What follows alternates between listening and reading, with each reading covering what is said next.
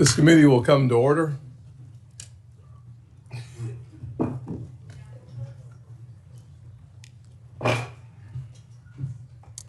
Good morning to everyone. This is Kevin Warsh. Thank you for being with us today. We're excited about the opportunity to discuss America's economy with you. This is really about the kitchen table. People across our country want to have confidence in our institutions, that your nomination goes in the direction of reinforcing why they should have confidence in the institutions. You've been nominated by the president to be the chairman of the Federal Reserve System. The Federal Reserve plays a powerful role in our economy.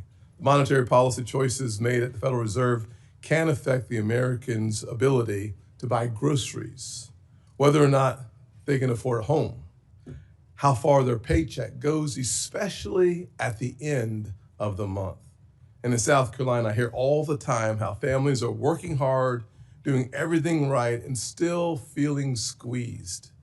Bidenomics made prices go up, and paychecks have not kept pace. Too many parents are stretching every single dollar they have just to cover the basics. And too many workers are wondering when the economy will start to feel stronger at their kitchen table, not just on paper. Congress, President Trump, and his administration are focusing on fixing the disastrous mistakes of Bidenomics to restore Americans' confidence in our economy. Through efforts like the Working Families Tax Cut bill, we are helping Americans keep more of their hard-earned money. Compared to the average tax return under President Biden over 4 years, the average return is up 24% since then. Just in the last year, the average tax return is now around $3,400, an 11% increase, because President Trump and his leadership decided to focus on hardworking Americans who are struggling to make ends meet, paycheck to paycheck. Nearly half the country, half the returns filed in 2026 claimed either deduction for tipped income, overtime earnings, senior citizens, or auto loan interest for major parts of the Working Families Tax Cut bill that every single person on this dais to the right voted for. Under President Trump's leadership, Americans are keeping more of their hard-earned money, about $300 more every month.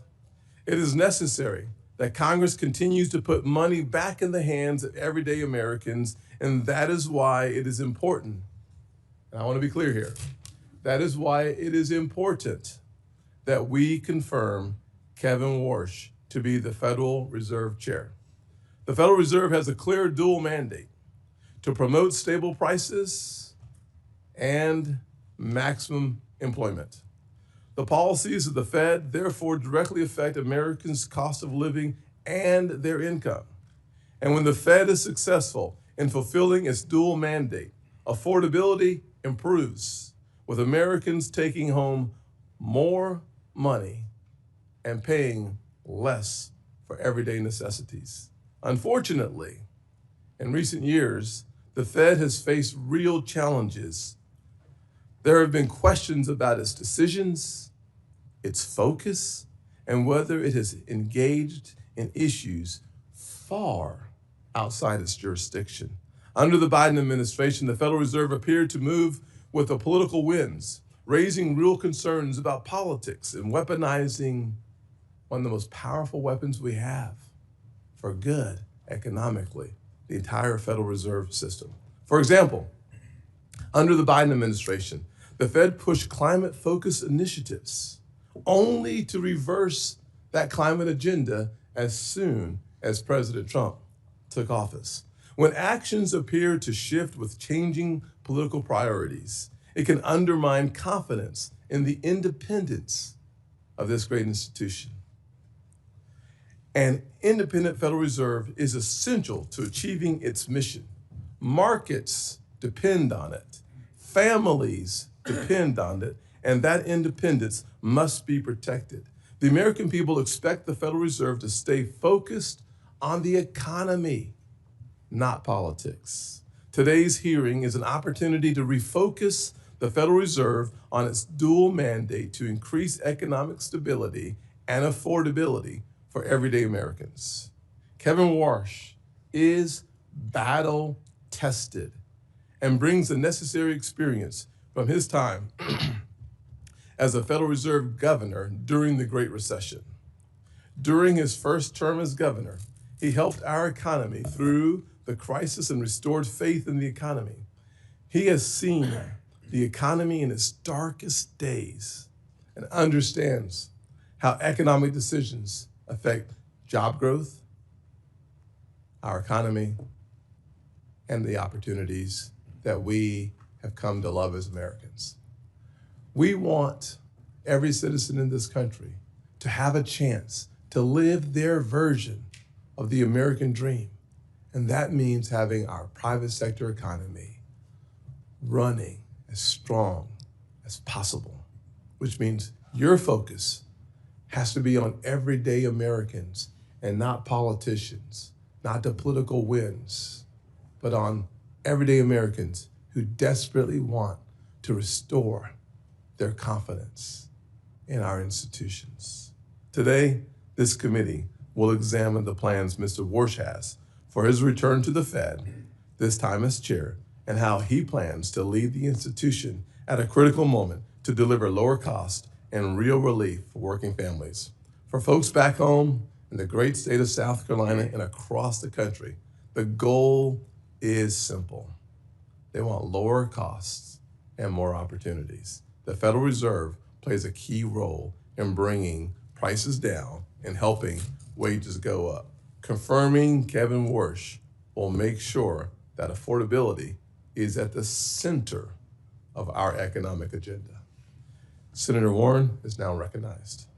Thank you, Mr. Chairman. And if I may, I just want to start by saying one of our members lost a child yesterday. And I know our hearts go out to Mark Warner and his family, and that is true on both sides of the aisle, that we may disagree on policies, and we may do so vigorously, but when it comes to the safety and security and the health of our families, I know we are as one, and we are praying for them. And Ranking Member, Thank you. I think it'd be appropriate for us to take a few seconds of silence on his behalf. 36 years old, the one thing you don't want to do as a parent.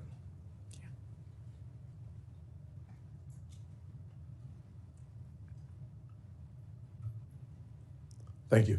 Thank you. Thank you, Mr. Chairman, and appreciate all you do. So we should not be having this hearing today. And here's the context. First, over the past year, President Trump has racked up one economic failure after another, and Americans know that. Consumer sentiment just hit its lowest level on record ever.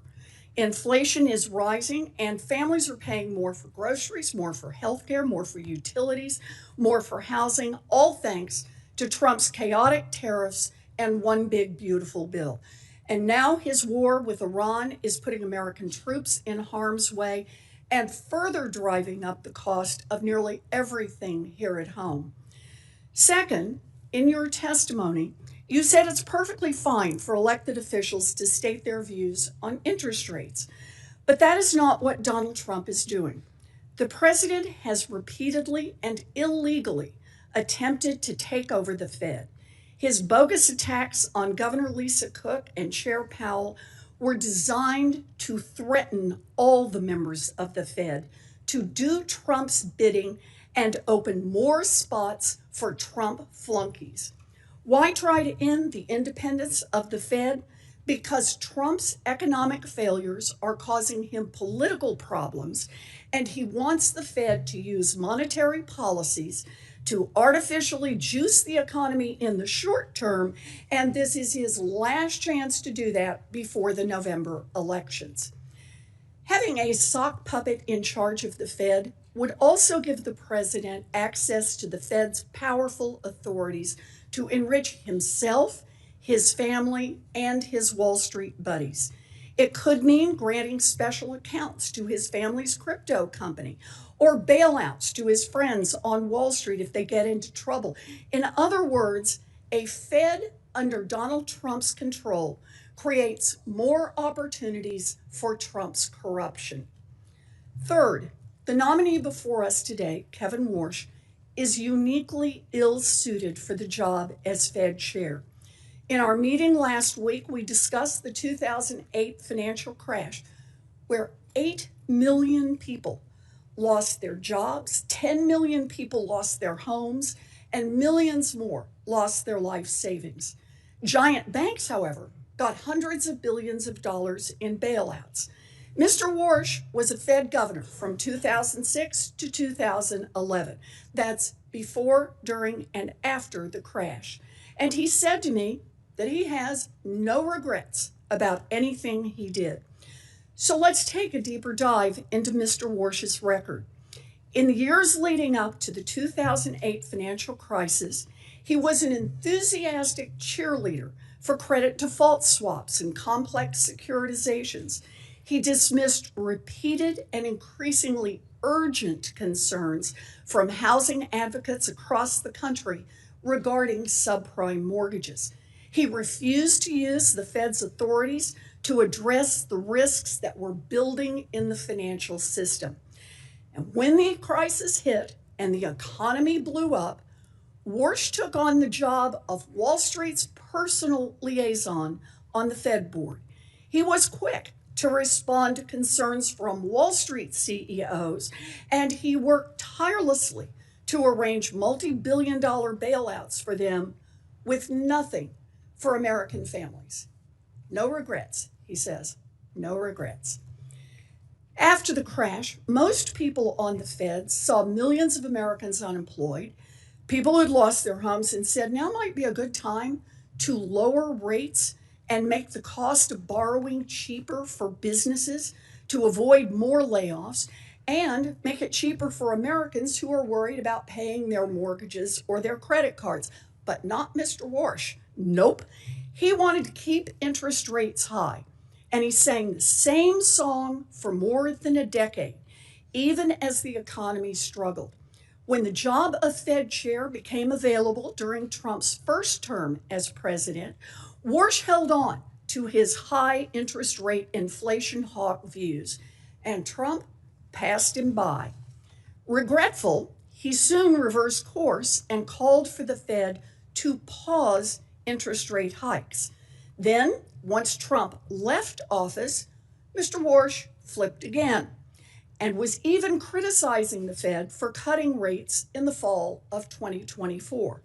But as soon as Donald Trump became president a second time, Warsh reversed himself once more and began shouting from the rooftops about how the Fed should cut interest rates. Evidently, he learned his lesson. This time around, he sucked up to Donald Trump to snag his dream job.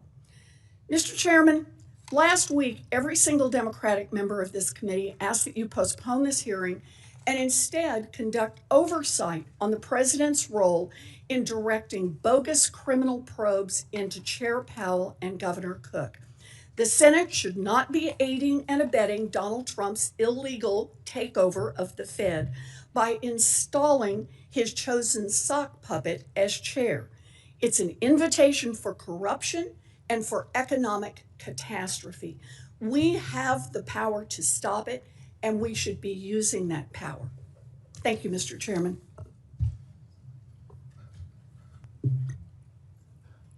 Well, there you have it.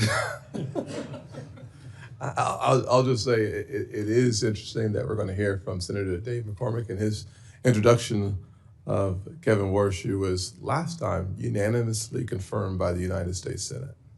Unanimously confirmed by the U.S. Senate. Dave, the floor is yours. Thank you, Mr. Chairman, Ranking Member Warren, distinguished colleagues.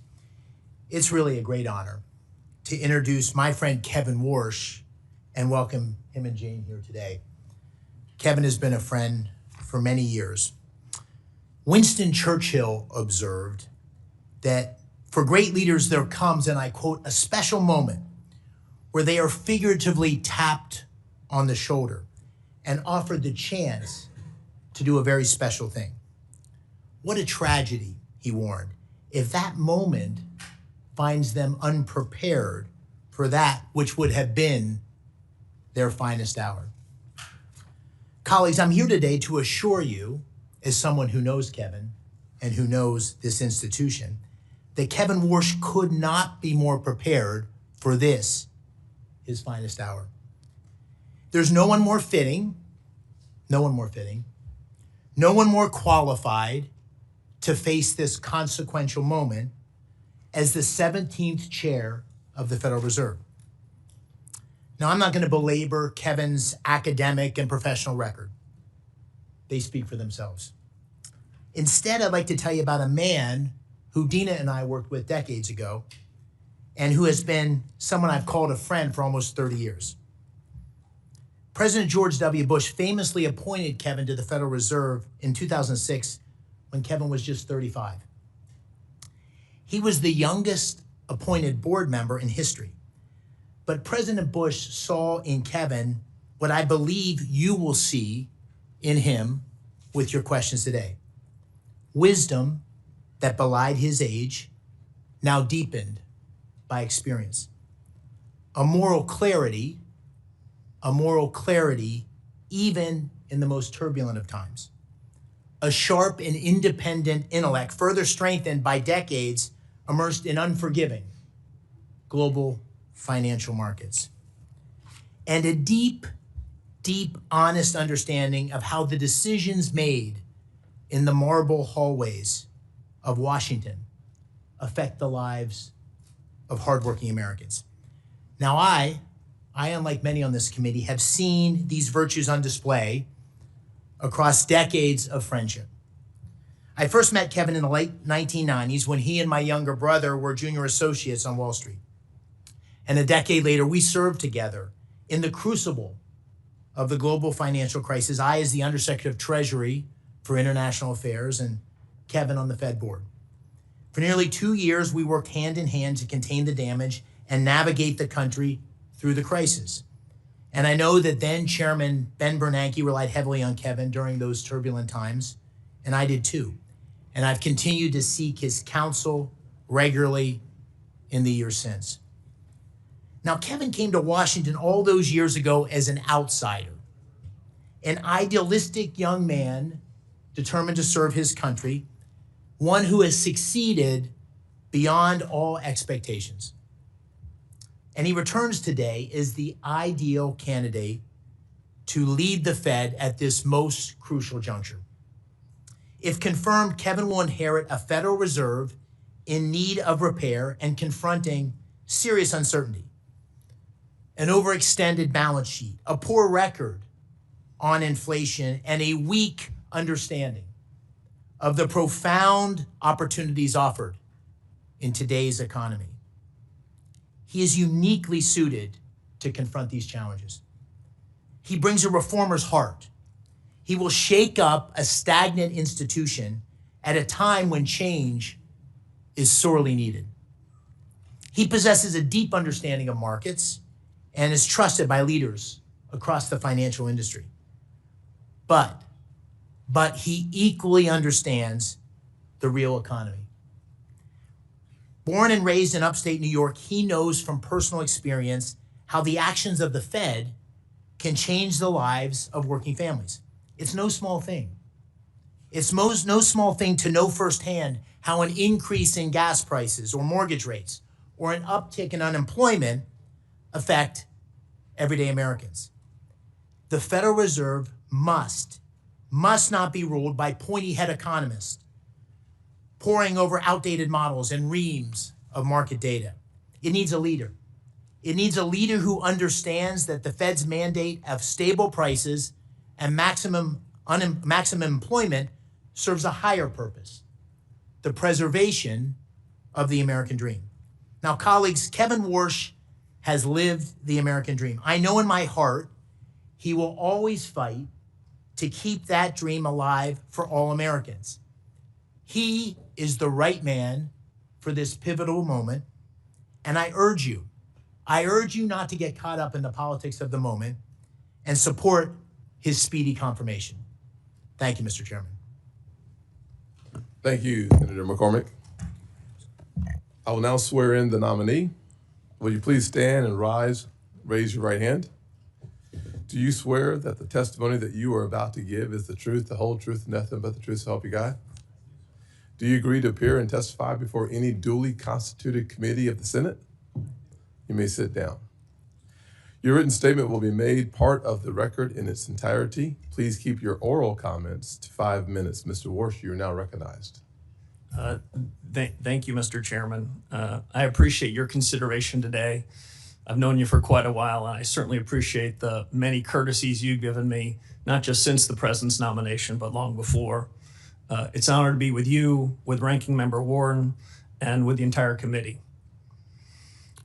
I'm deeply grateful to President Trump for asking me to take on this public trust, because that's what it is, a public trust. The president believes that real economic growth in the U.S. and real take-home pay will accelerate. I share the president's confidence in our country and its people. America's economic growth potential is rising as we sit here today. I'm also especially happy that my wife Jane is here. She's been with me for many of the most important moments in my life. I'm grateful for her love and her personal accomplishments. I reciprocate that with somewhat of my own love, though I'm a little more stoic than she. And about every 20 years, I reintroduce her to this committee. She sat behind me 20 years ago, and it was almost 20 years ago to the day. And so let me offer today what I said then. Jane, happy anniversary. I'm also thinking of my late mom and dad. They were paying great attention to this hearing 20 years ago. They're no longer with us, but I was always proud of them and the values they taught me, and I hope they'd be proud of me today. We start today with a note of broad agreement, even though we might have heard different narratives at the outset of this hearing. This is a time of great consequence for the nation's economy. As a former Fed governor and friend or colleague of the last 5 Fed chiefs, from whom I've learned plenty of lessons, I'm particularly alert to the challenges and opportunities confronting the institution that I cherish, the Federal Reserve. To the president, to the Congress, the nation, I owe my best judgment and my most faithful efforts in serving the mission that you and Congress assigned to the Federal Reserve, including full employment and stable prices. The American people are counting on the Fed to deliver on its commitments, perhaps now more than ever. The real highlights of my life are not on my resume, as Senator McCormick said. They include the individuals with whom I worked and from whom I learned. I graduated from high school in upstate New York. I had some exceptional teachers there and some brilliant classmates. I've learned we're lucky in life if we start out with good influences in learning and in character. A public school education gave me both of these, and I'm grateful. I made my way to Stanford and found myself in the company of some of the most highly accomplished economists and policymakers. George Shultz, former Secretary of State and Treasury, was among the great patriots at the Hoover Institution, who I came to know as a teacher, mentor, and friend. He passed away right after COVID at age 100, but I still feel him with me. I could not have imagined a better formative experience than working from and learning from folks like him. I could tell you about all the things I learned, but maybe the most important was to be around people completely devoted to the ideas and ideals of our country. Silicon Valley in the early 90s, another fitting backdrop for all of the things we confront today. I found myself in the right place at the right time. The US was at the vanguard of a new era of technological leadership, and I just looked out my door to see it. Now, in the last 15 years, I've gained deep experience in macro and in markets, working with Stan Druckenmiller. He never held a position in government, but is no less a patriot. He never got a PhD in economics, but I don't know a finer economic thinker. Without their guidance and the guidance of Condi Rice, my friend, and I should say my boss at the Hoover Institution, I doubt I would be sitting before you today as the president's Fed chairman nominee. But I'm certain of one thing. Absent their tutelage, absent their example, I would not be as prepared for the urgent, mission-critical task at hand. In between these bookend experiences, I served quite a while ago as a governor at the Federal Reserve. At the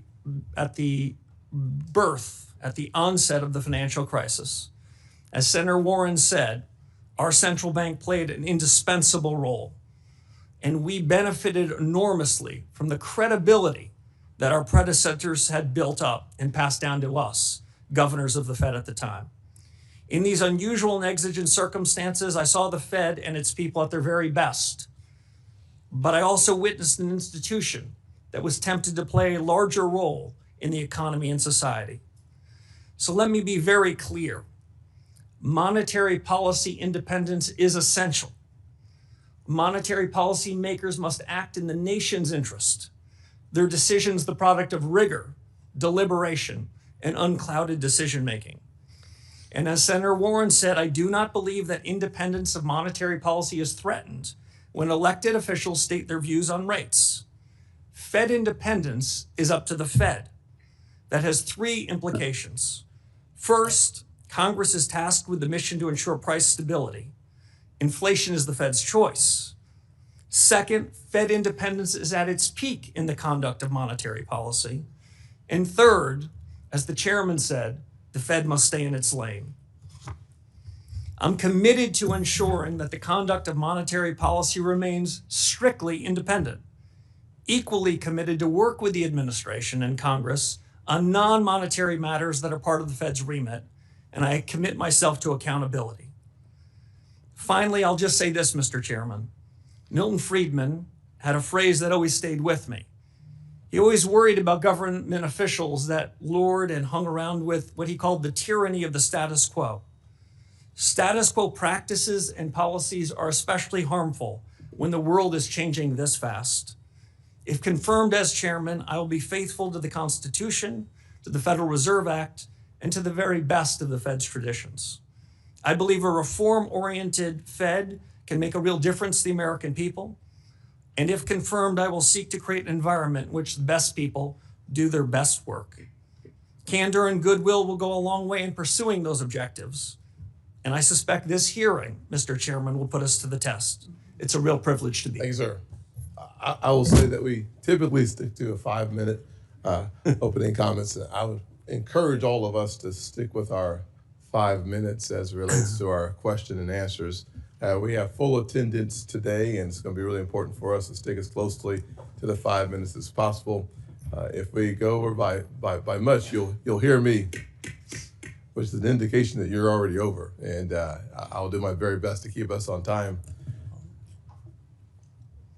Kevin, there are so many questions to talk to you about, to ask you about, to be honest with you, and I just want to name a couple of them, and we'll look forward to hearing more on these topics. I will not have enough time to delve into some of the most important issues facing our country. I'll take two of those issues and focus my time. I'm sure my colleagues on either side will have a conversation with you and ask questions about AI. The AI future is going to have massive impact on where we go as a nation. It's got a massive impact on your dual mandate as it relates to full employment. Our production may go up while our employment stays flat. So this is a really important question that at some point we should delve into. I also think that someone should spend some time talking about our balance sheet. We have nearly a $7 trillion balance sheet at the Federal Reserve.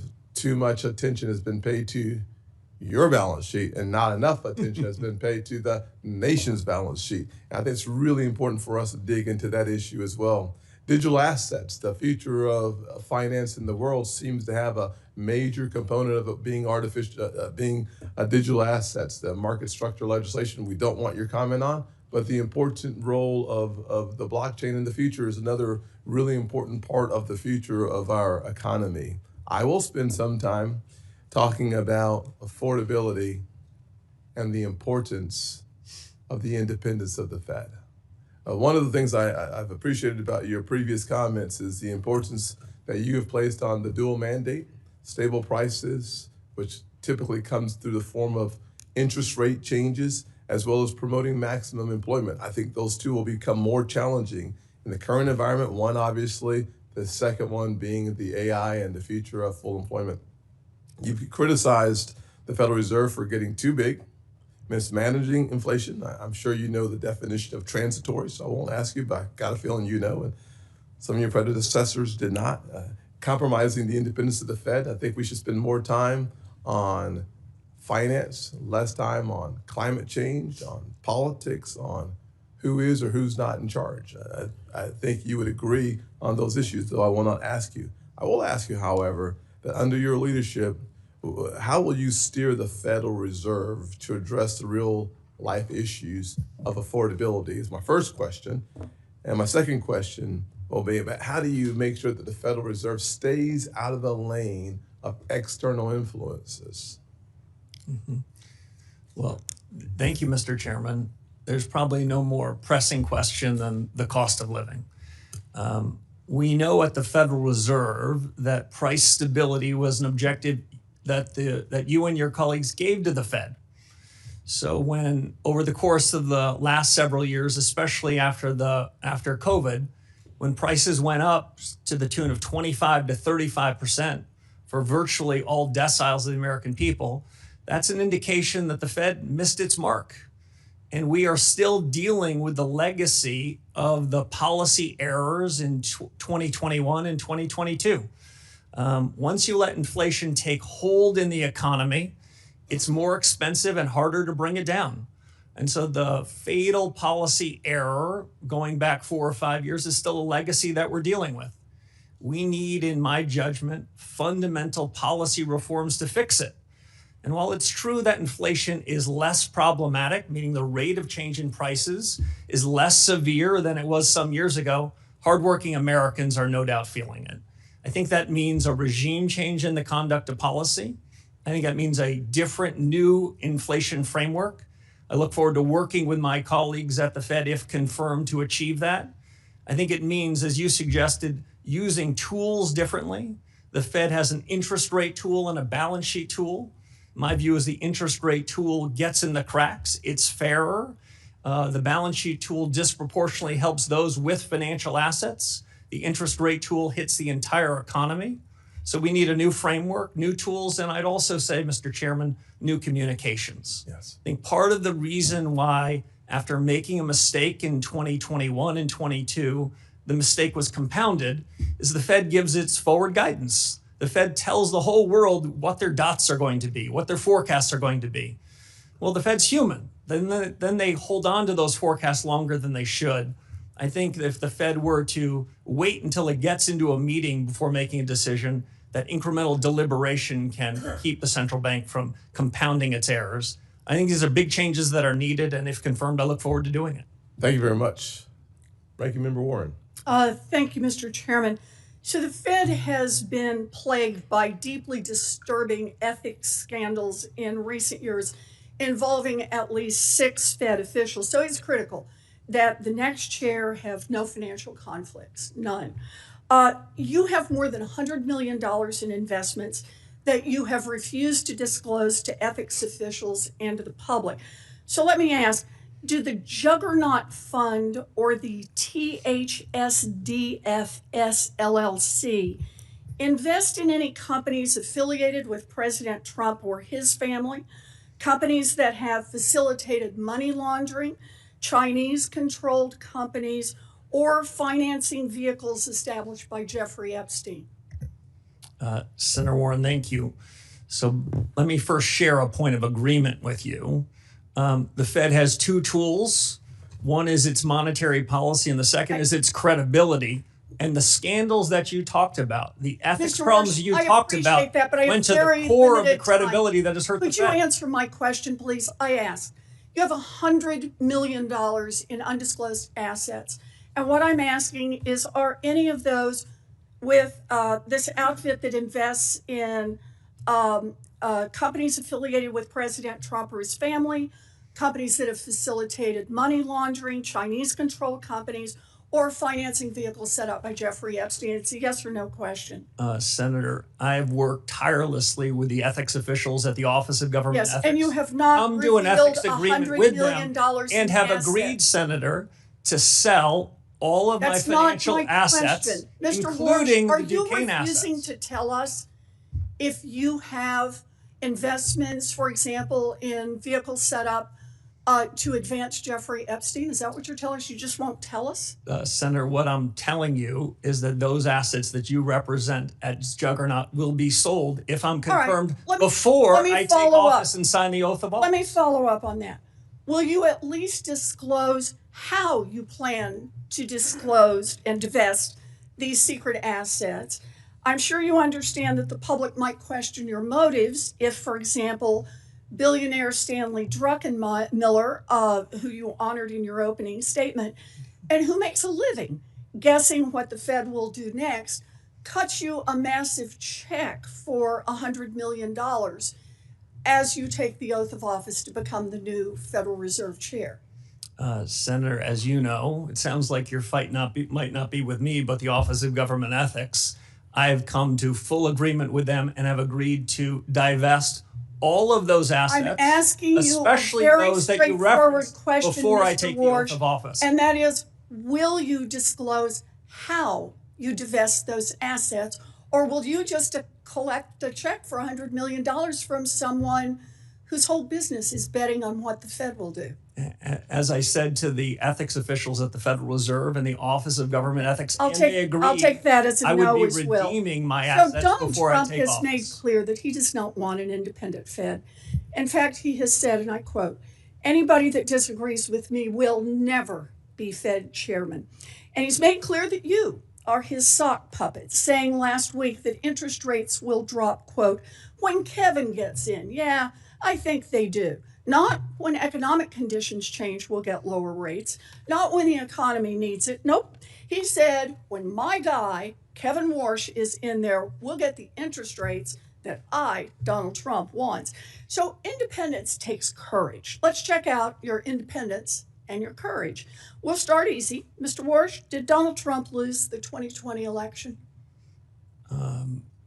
We try to keep politics, if I'm confirmed, out of the Federal I'm just Reserve. asking you a factual question. I need to know, I need to measure your independence and your courage. Senator, I believe that this body certified that election many years ago. That's not the question I'm asking. I'm asking, did Donald Trump lose in 2020?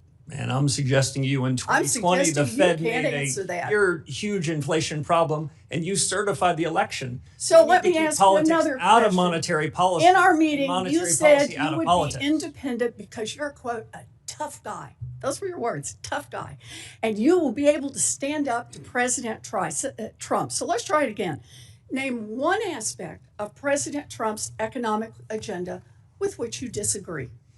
Well, Senator, the Federal Reserve in recent years has wandered outside of its remit, wandered into other areas. I'm asking for something That's you not something disagree I'm with prepared Donald to do. Trump on. If Just I'm confirmed, one the Federal Reserve should stay in its issue. lane. Just one little place where you disagree with Donald Well, Trump. I do have a disagreement, actually, Senator, with the president. I think even this morning, he said that he thought I was out of central casting. I think central casting, I'd look older, grayer, and maybe show up here with a cigar of sorts.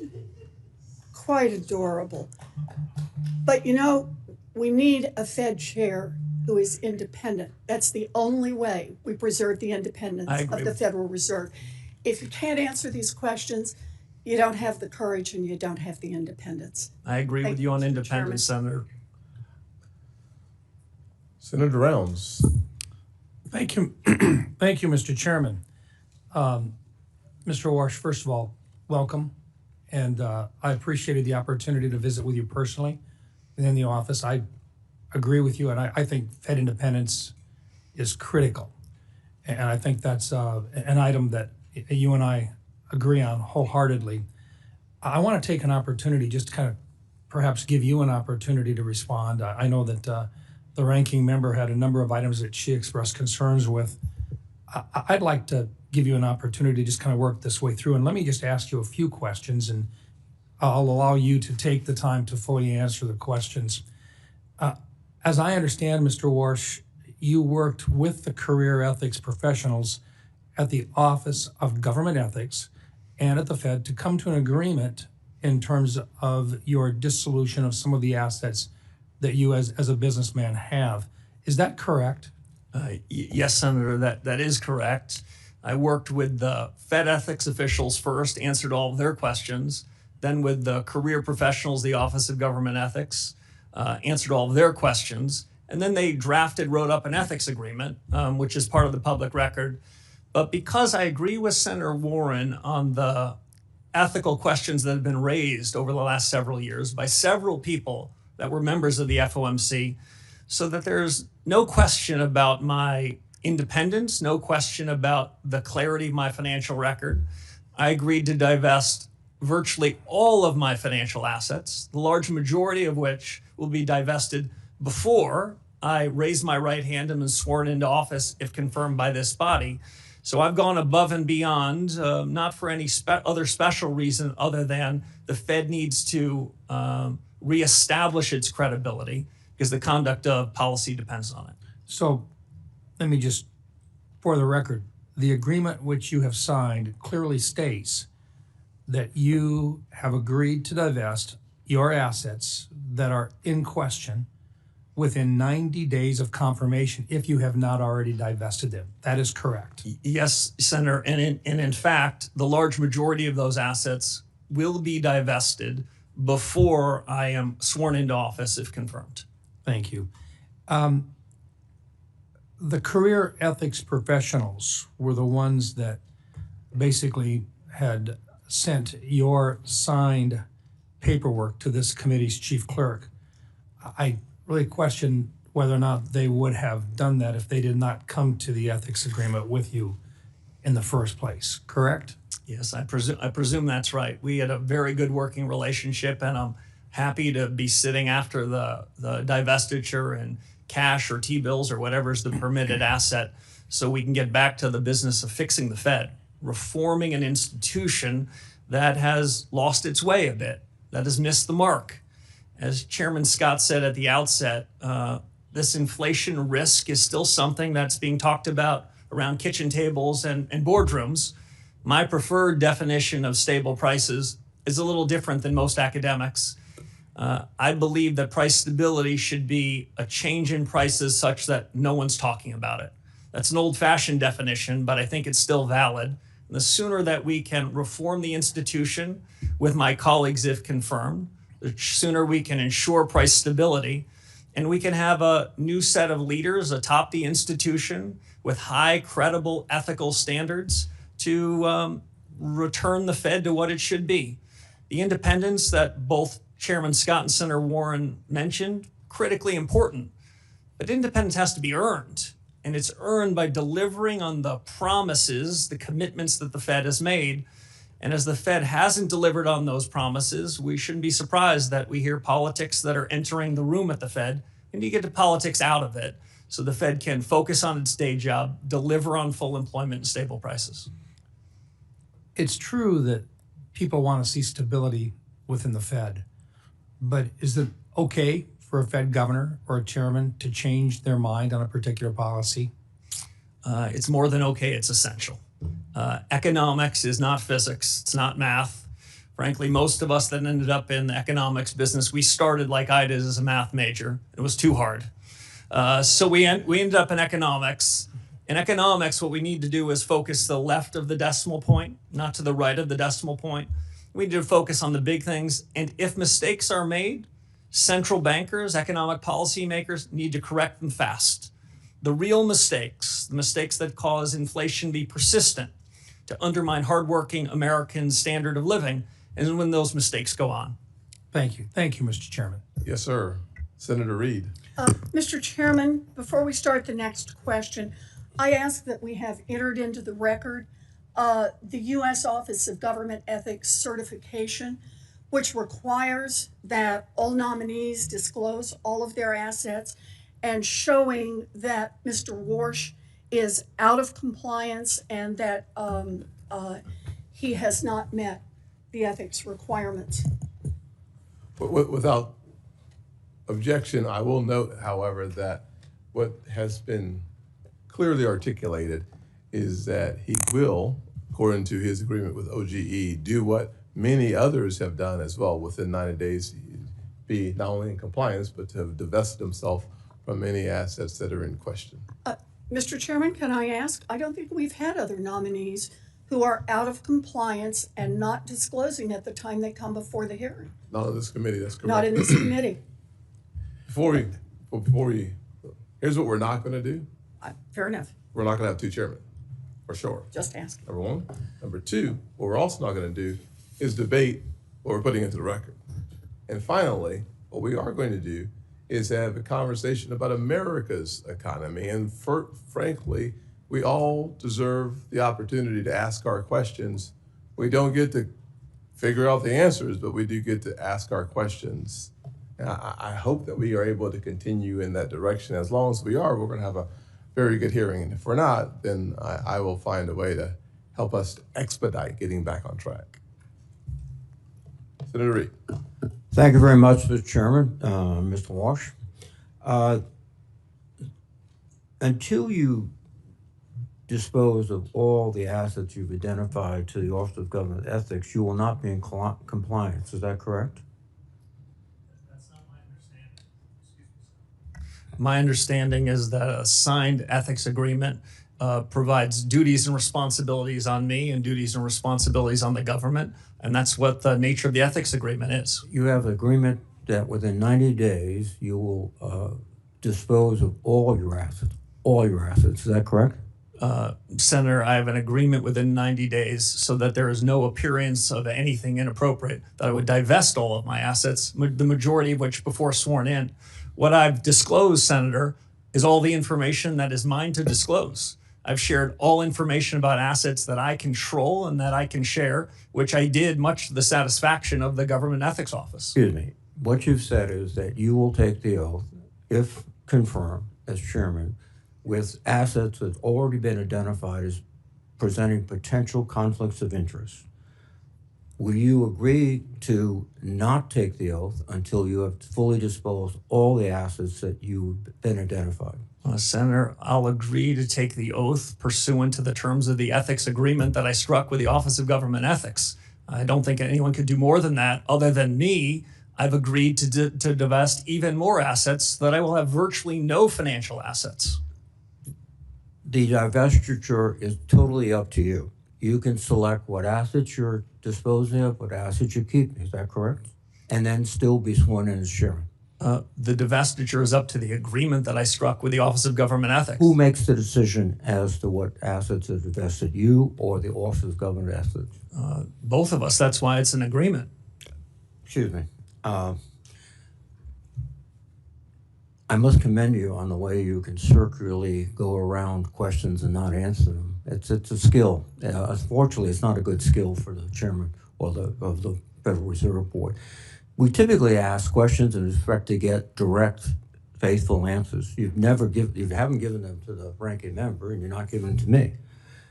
So again, you feel you will not be, you will be compliant if after 90 days you still have a significant number of assets that have been identified as presenting conflicts of interest. Is that your view? No, Senator. If I were to violate the ethics agreement, I would not be in compliance. If I follow the agreement, I will be.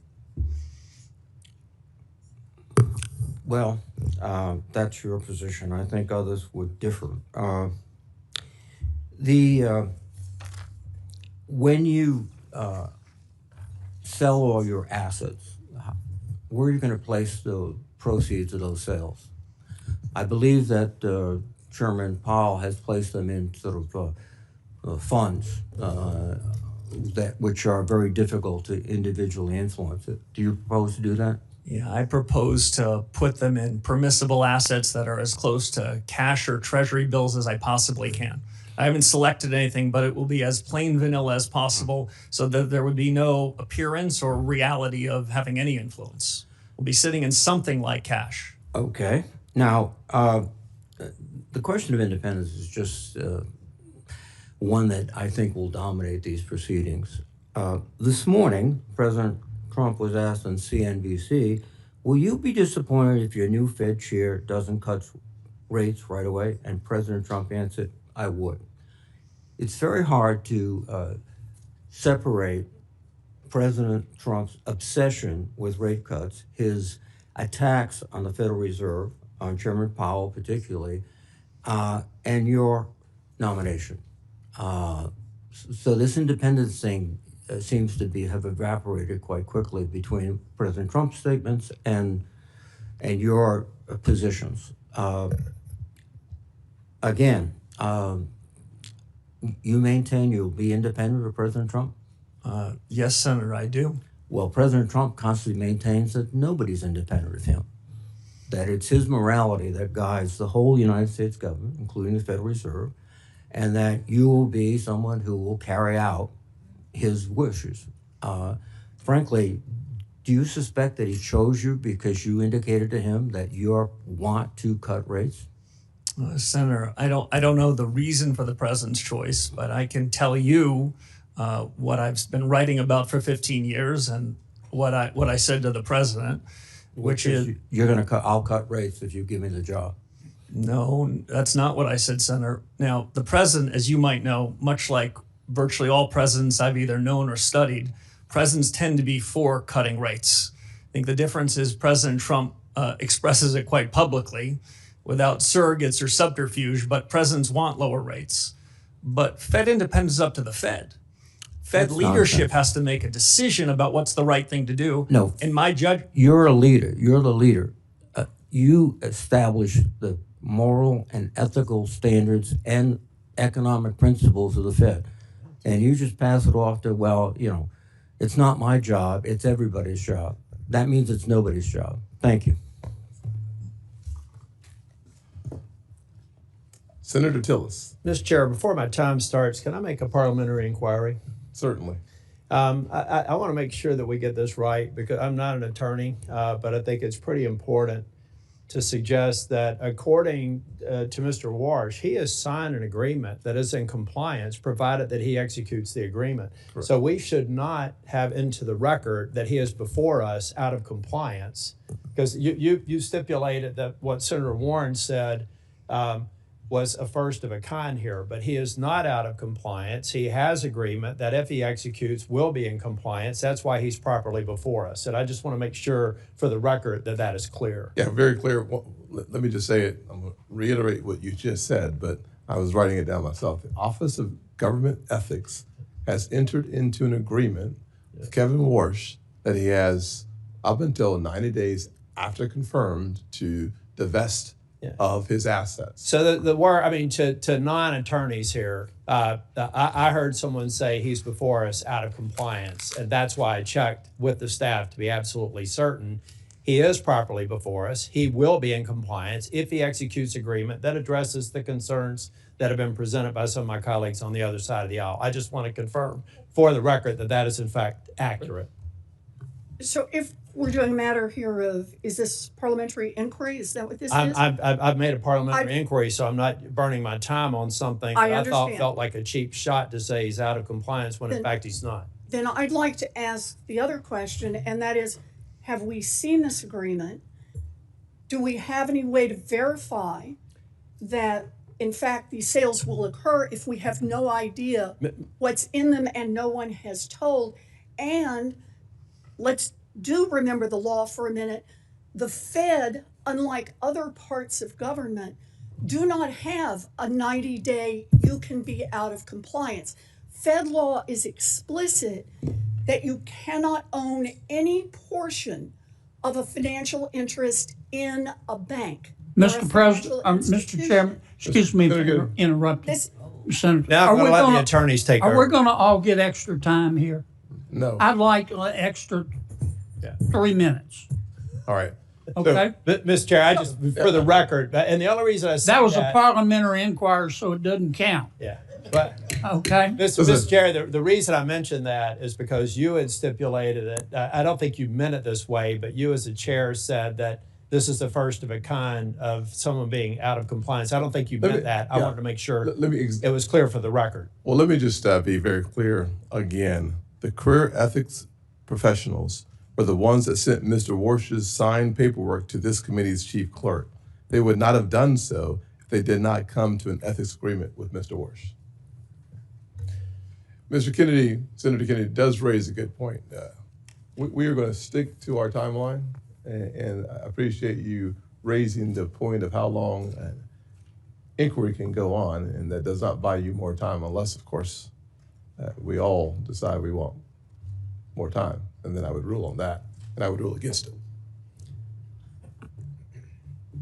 Thank you, Mr. Chair. Mr. Warsh, congratulations. You can't count this as a date with Jane, particularly this one. I think probably the first hearing was a little less acrimonious. I'm not going to ask you anything. You can take a break and get ready for the bludgeoning on the other side. They're going to beat you till you bleed, and then they're going to beat you for bleeding. I'm going to talk about what's preventing me from being in a position to vote for you until we've spent time together in my office. You have extraordinary credentials. They're impeccable. I think the way you're dealing with the ethics issue is strong. Problem I have is where we are right now. And I start by saying I loved your opening statement. I love your focus on the independence of the Fed. I love the idea of Fed independence with respect to achieving the dual mandate, but Fed transparency on so many other things that the Fed does that frankly we're all frustrated with, bank examination, supervision being some among them that I think we should have more insight into. Mr. Chair, I'd like to submit for the record 2 executive orders under President Trump, and one in 2020 and one in 2025, talking about making federal architecture beautiful again and focusing on trying to preserve the integrity of old buildings. Without objection. Thank you. And Mr. Chair, I will be submitting an analysis, but if we can go to slide 2. And turn it up right. Much has been made about the building project that has Chair Powell under investigation. I'm not going to get into the details except to say that I used to work for a firm that did audit and compliance, so I'm naturally wired to go back from the ground up and figure out what the deal is. Here's what I know. The Martin building has been conflated into this project to make it a $4 billion building. Even if you put the Martin building in, it's a $3 billion building. The reality is what we're talking about is the Eccles building and the East building, for which, bring that up higher, Jack, you're a tall guy so people can see it. These are the overruns. And these overruns occurred in part because the cost of inputs went up 69% since the original estimate. Asbestos was identified, remediation was required. Pylons had to be built underneath the building because it turns out they used it as a landfill and they had a water table issue. There were a variety of reasons why this building went over budget. And as a matter of fact, if we put everybody in prison in federal government that had a budget go over, we'd have to reserve an area roughly the size of Texas for a penal colony because of the way government projects work. And the reality is the overage of inflation adjusted was about $730 million, the majority of which seems to be legitimate. Next slide. Not acceptable, unfortunate, but legitimate. Now, what I've really got a problem with, and we're talking about Fed independence. By the way, I think you're going to be independent. You have to be. You got to convince 11 other people to vote with you, at least a majority. It's a consensus organization. You try to get the majority to. Most of these votes are 11-1. So if anybody thinks the president can appoint somebody and you unilaterally can control things, you're going to be an unsuccessful chair if history is any guide, and you've served under some of the best. So I know you're going to do it right. The problem that I have here is that we had some U.S. attorney with a dream, or assistant U.S. attorney, thinking it would be cute to bring Chair Powell under an investigation just a few months before the position was going to be open. This happened this year. Normal course and speed. Here's how it works at the Fed. May the 15th, the term would have expired. We'd be having this hearing. You'd be getting confirmed. Custom also suggests that the sitting chair, even though he has 2 years left on his term, would have exited. But instead, we have somebody who thinks a building project that went over by about $700 million with a lot of what seemed to be justifications for it are holding up this whole process. It sounds like to me somebody over in the DOJ Didn't even check with the boss. The boss said on the same night that I said I can't go forward until this bogus investigation is done with, said he didn't know anything about it. So we've got people in DOJ over in the DC circuit or the DC district doing these investigations. We have got to end this investigation. Big DOJ didn't know about it. The president didn't know about it. Let's get rid of this investigation so I can support your confirmation. Mr. Warsh, the only thing I've found the least bit odd about you is you've never watched an episode of Seinfeld.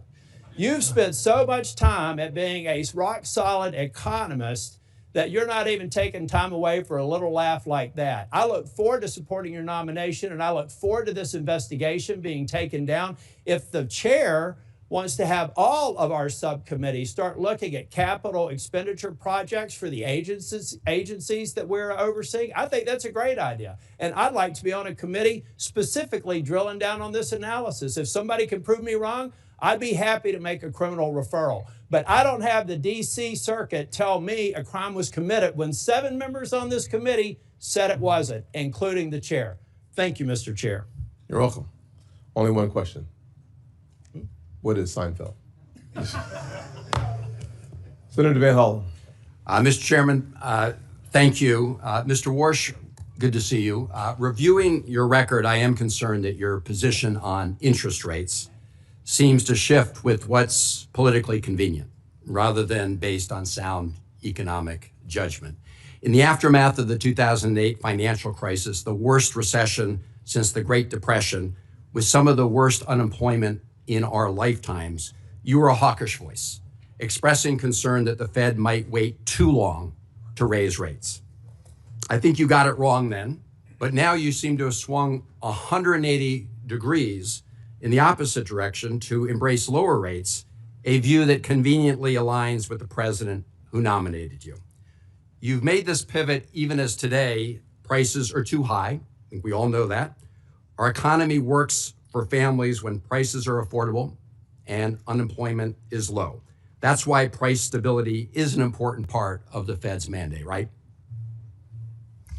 Senator, yes. And the Fed uses its monetary policy tools for price stability and full employment. That's the job Congress gave to the Fed. Here's how Ben Bernanke described how the Fed uses those tools. He said, and I'm quoting, "Generally, if economic weakness is the primary concern, the Fed acts to reduce interest rates, which supports the economy. If the economy is overheating, the Fed can raise interest rates to constrain inflationary pressures," end of quote. So that's a textbook model of the Fed. Cutting rates supports the economy, but can lead to higher inflation, while raising rates helps to fight inflation, but can limit growth. Do you agree with Chairman Bernanke that that's generally how the Fed can use monetary policy to affect the economy? Senator, I do agree generally with that proposition, but I'll note at a moment like this, the supply side of the economy is changing dramatically. So the core of what Chairman Bernanke said is a question about what's the economy's potential. As I said in my opening remarks, I think the economy's potential is growing quite quickly, and that makes the decision that you tee up to be a difficult one, and one that the Fed's going to have to dig deep in evaluating what's the right policy choice in the upcoming meetings. Well, I want to push you a little bit on that in a moment, but right now the Fed has set its main interest rate at 3.5 to 3.7%. Last December, President Trump told the Wall Street Journal he wanted to cut rates to 1% and maybe lower than that by the end of this year. So just to better understand how you think about economics, in the economic model Bernanke laid out, let's say there's an economy with decent growth and no recession. If the central bank were to cut rates from 3.5 to 1% or lower, a massive cut, that would typically push prices up, right? Senator, unlike many of my colleagues, past and present, I don't believe in forward guidance. I don't believe that I should be previewing for you what a future decision might be. I think it's essential that the Warsh, Fed make decisions in the room. Mr. Warsh, I'm not asking you what decision you would make. Obviously, that's going to be up to you. I'm asking you for the framework in which you think about these things. And it seems a pretty straightforward question. about what would happen if we reduced interest rates by the end of this year to 1% or less. And under the Bernanke model, and I think almost every economist or most economists would say that that will drive up prices. And so that's what I'm asking you. Would you agree that that would likely drive up prices?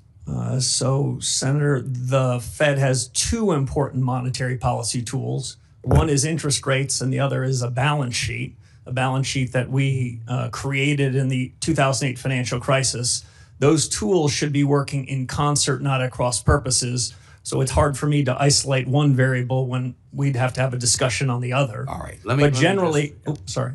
Well, let me just say this was a pretty clear question about the framework in which these decisions are made.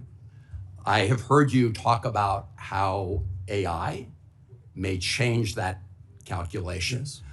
I will just say, and I think you know this, I mean, I have this, you know, the Financial Times pointed out the economists reject Kevin Warsh's claim that the AI boom will enable rate cuts. And I find it just implausible to suggest that by the end of this year, AI would produce such increases in productivity that it could reduce in a rate cut to below 1%.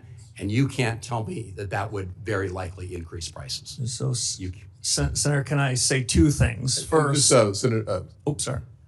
quickly. Sorry. Monetary Policy Center works with long and variable lags.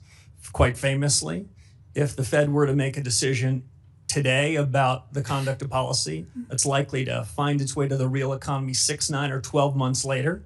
So it's difficult to judge policy today for an immediate result. And that would be my only concern about the framing of your question. Thank you, Mr. Chairman. I just, in closing, this is what concerns me, is that your views now have sort of flipped to conform with where the President of the United States is. And that's been a concern many of us have. Thank you, Mr. Chairman. Senator Kennedy? I want extra time, Mr. Chairman. I know, sir. I know. Consider these 5 minutes of parliamentary inquiry. Professor, what's a sock puppet? I heard the reference from Senator Warren. Yeah, what earlier. is it? I'm not sure I know. I think Okay. it's that thing you stick your hand in. Yeah, kind of like this. Yes. What's a human sock puppet? Isn't a human sock puppet somebody who'll do what somebody else tells them to do? I think that's what the senator was trying to suggest. I think that was the innuendo. Are you going to be the president's human sock puppet? Senator, absolutely not. Are you going to be anybody's human sock puppet? No, I'm honored the president nominated me for the position, and I'll be an independent actor if confirmed as chairman of the Federal Reserve. My friend Senator Warren, and she, as my friend, suggested that, I wrote it down, you will use your power, you might use your power to bail out your friends if they get in trouble, kind of like President Biden did with Silicon Valley Bank and Signature Bank. She didn't say the last part, I just did. Are you going to do that? No, Senator. Okay. The ethics folks, they've cleared you, but they've said you got to sell some assets. Is that right? Yes, sir. Okay. And these assets that you have, you can't just hold a yard sale, can you? No, not for most of them. Okay, so it takes a reasonable period of time, right? Yes, sir. And you've promised to sell them, right? I did. And if you don't sell them, we'll know, and the ethics folks will know, right? Yes, I'd be in violation of the ethics agreement if I refused to sell them. But you're going to sell them, right? Yes, Senator, I will. Okay. Can we agree that politicians have the right to offer you advice about what to do with interest rates? Senator, we can agree, and it's not something that I would shy away from. I've heard many senators from this very committee in years past express strong views on interest rates. Okay. Humble central bankers should be listening and then making their own decisions. Some politicians matter more than others. And generally speaking, presidents matter, their opinion matters more than, say, a senator. President Trump has offered his opinion about what you ought to do with interest rates. Is that right? Senator, he has not made his opinion on that a secret to anybody. Yeah. And every president has that you're aware of. Yes, Hasn't it? and they all tend to be in the same direction, Senator Kennedy. Okay. Now, the problem is, can we agree that your credibility as Fed chairman is the most important thing you have? It's the most important thing to me. It's the most important thing to the institution, and it's the most important thing to the successful conduct of policy. Okay. If the markets that's a think yes, right? Yes, Senator. Okay. The problem is that President Trump has said he's not going to appoint anybody who wouldn't agree to lower interest rates. Have you agreed with the president that you're going to lower interest rates? Senator, I'm glad you framed it that way. The president never asked me to predetermine, commit, fix, decide on any interest rate decision in any of our discussions, nor would I ever agree to do so. So the president has never sat you down, looked you in the eye, and said, here's the deal, Scooter. I'm going to appoint you, but you got to agree to lower interest rates. That didn't happen, or did happen? The president never once asked me to commit to any particular interest rate decision, period, and nor would I ever agree to do so if he had, but he never did.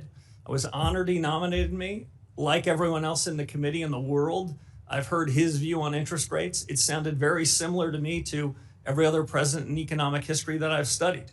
Okay, I've got one more question because I'm about to run out of my parliamentary inquiry time. I've heard your argument the last few months about artificial intelligence has made us so productive, labor so productive that companies don't have to raise prices. Therefore, inflation isn't a problem. Therefore, rates can be cut. Do you really believe that right now? No, that is not how I would characterize the story on AI. Okay, but you've said what I just said, haven't you? I have said that this is the most disruptive moment in modern economic history in the U.S. and the world. I've said that artificial intelligence, AI, short Okay, for let American me stop you ingenuity, because can have a big the effect. chair's going to cut me off. Oops, sorry. Here's my worry, that a lot of this stuff about artificial intelligence making us more productive is a bunch of hype by people who want to sell stock in an IPO. Okay, I'd be careful there. Yeah. Thank you, Mr. Chairman. I'll get to my 5 minutes in a little bit. So you come back about midnight, sir. We'll go ahead and start all over again. Brand new day, sir. Brand new day. Thank you for your patience. Senator Thank you. Cortez Masto. Thank you. Mr. Warsh, thank you for taking the time with me. I appreciate meeting with you. Congratulations on this nomination, and welcome to all your family, friends who are here. Let me talk to you about a couple of things. It's really around economic theory, and we have talked a little bit about this when we were meeting. Inflation has been above the Fed's target for 5 years. Would you agree with that? Yes, Senator. Yeah, yes. and core PCE inflation has been running at about 3%, a full point above that Fed target, correct? Yes. And so some Federal Reserve officials have said that this excess is due to tariffs. Do you agree with that? Senator, I don't. If I can make 2 points. Please. Much as we discussed in your office, I think the data that's being used to judge inflation is quite imperfect data. And among the projects that the economics profession, and if I'm confirmed as chairman of the Fed needs to do, is to try to use our new understanding and new data sources to see what's really the inflation rate in the economy. We used to use core PCE, core measures, so we'd exclude food and energy because it was sort of a rough swag as to what was going on. We don't have to do a rough swag anymore. What I'm most interested in is what's the underlying inflation rate, not what's the one-time change in prices because of a change in geopolitics or a change in beef, but what's the underlying generalized change in prices in the economy.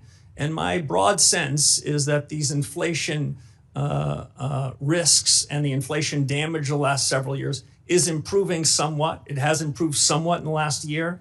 The measures I prefer are looking at things that are called trimmed averages, where we take out all of the tail risks, all of the one-off items, and we ask ourselves whether the generalized change in prices is having second-order effects on the economy. Again, they're not where they should be, but I think that the trend is quite favorable. And these trend averages and the data that you're looking at now, it's not traditionally the norm that economists would use in this position. Is that correct? Some in the economics profession are increasingly looking to these median type measures, but among the projects I would hope to undertake as one of the first reforms at the Fed is a data project where we would go off and we would evaluate with the public sector and the private sector, including the Bureau of Labor Statistics, a survey of 1 billion prices. And what I'm really most interested, Senator, is what's the change of that 500 millionth and one price? Because that's inflation. That's a change in the generalized level. In a market economy, prices change all the time, and I don't want to be confused by that. I want to know what inflation really is, and I still think there's some work to do. And I respect, listen, I'm listening to you today and talking with you. I respect you truly believe as an economist and a theorist in this theory, in what you are talking to us today about, which is traditionally not the norm. And many are disagreeing with you on that and publicly disagreeing. And so I understand that. But I guess the position I have is I hope you're right. But at the end of the day, my concern is people are suffering right now with high costs and we need to address it. And I don't know how long it's going to take for your economic theory to gain traction or to be proven that it's going to benefit so many people in this country right now. And here's one other thing, because I don't have that much time, and this is what is also a concern of mine, so I want you to address it. Earlier, you've been on the Federal Reserve Board, and you were there during the financial crisis of 2008. You and I talked about this. I was the Attorney General then. It hit Nevada so hard. Here's what I do know, and at that time, in 2006, you attended numerous meetings where housing experts pleaded with you to stop predatory mortgages. In fact, Gail Burks, who was the CEO of Nevada's Fair Housing at that time, who I worked with, repeatedly warned Fed leadership, including you, about predatory lending practices such as flipping loans or misinforming seniors about reverse mortgages. And in 2007, you said, and I quote, subprime mortgages have gotten a bad name in this environment, and in some cases, that's not just. You also said that you don't see any immediate systemic risk issues among big banks. And you said that at that time. And then just recently, and this is what I want you to address, Senator Warren has said that you told her you had no regrets during this tenure. How can we trust that your economic theory, when you were wrong then, is going to be the accurate theory we need now to help so many families and businesses that are struggling with the policies that we're dealing with now? Senator, let me address a few things. The chairman is going to cut me off when he must, but I would say this. For many years before the global financial crisis, I warned about the very real risks of Fannie Mae and Freddie Mac blowing up, which they did. I think that part of the housing market was vulnerable for many years, and not enough was done about it, even in spite of my protestations and my urging about GSE reform. It wasn't done. I think that compounded the financial crisis.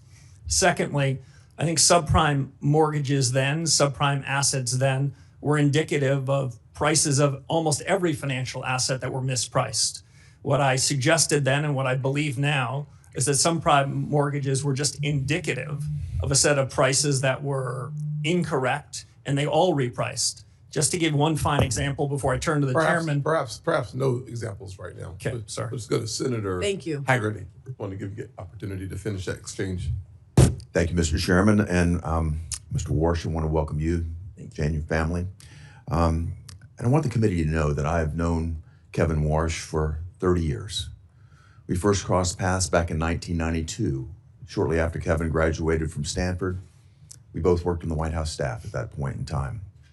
And I just want to say this, that the man testifying before us today is the same man that I got to know then.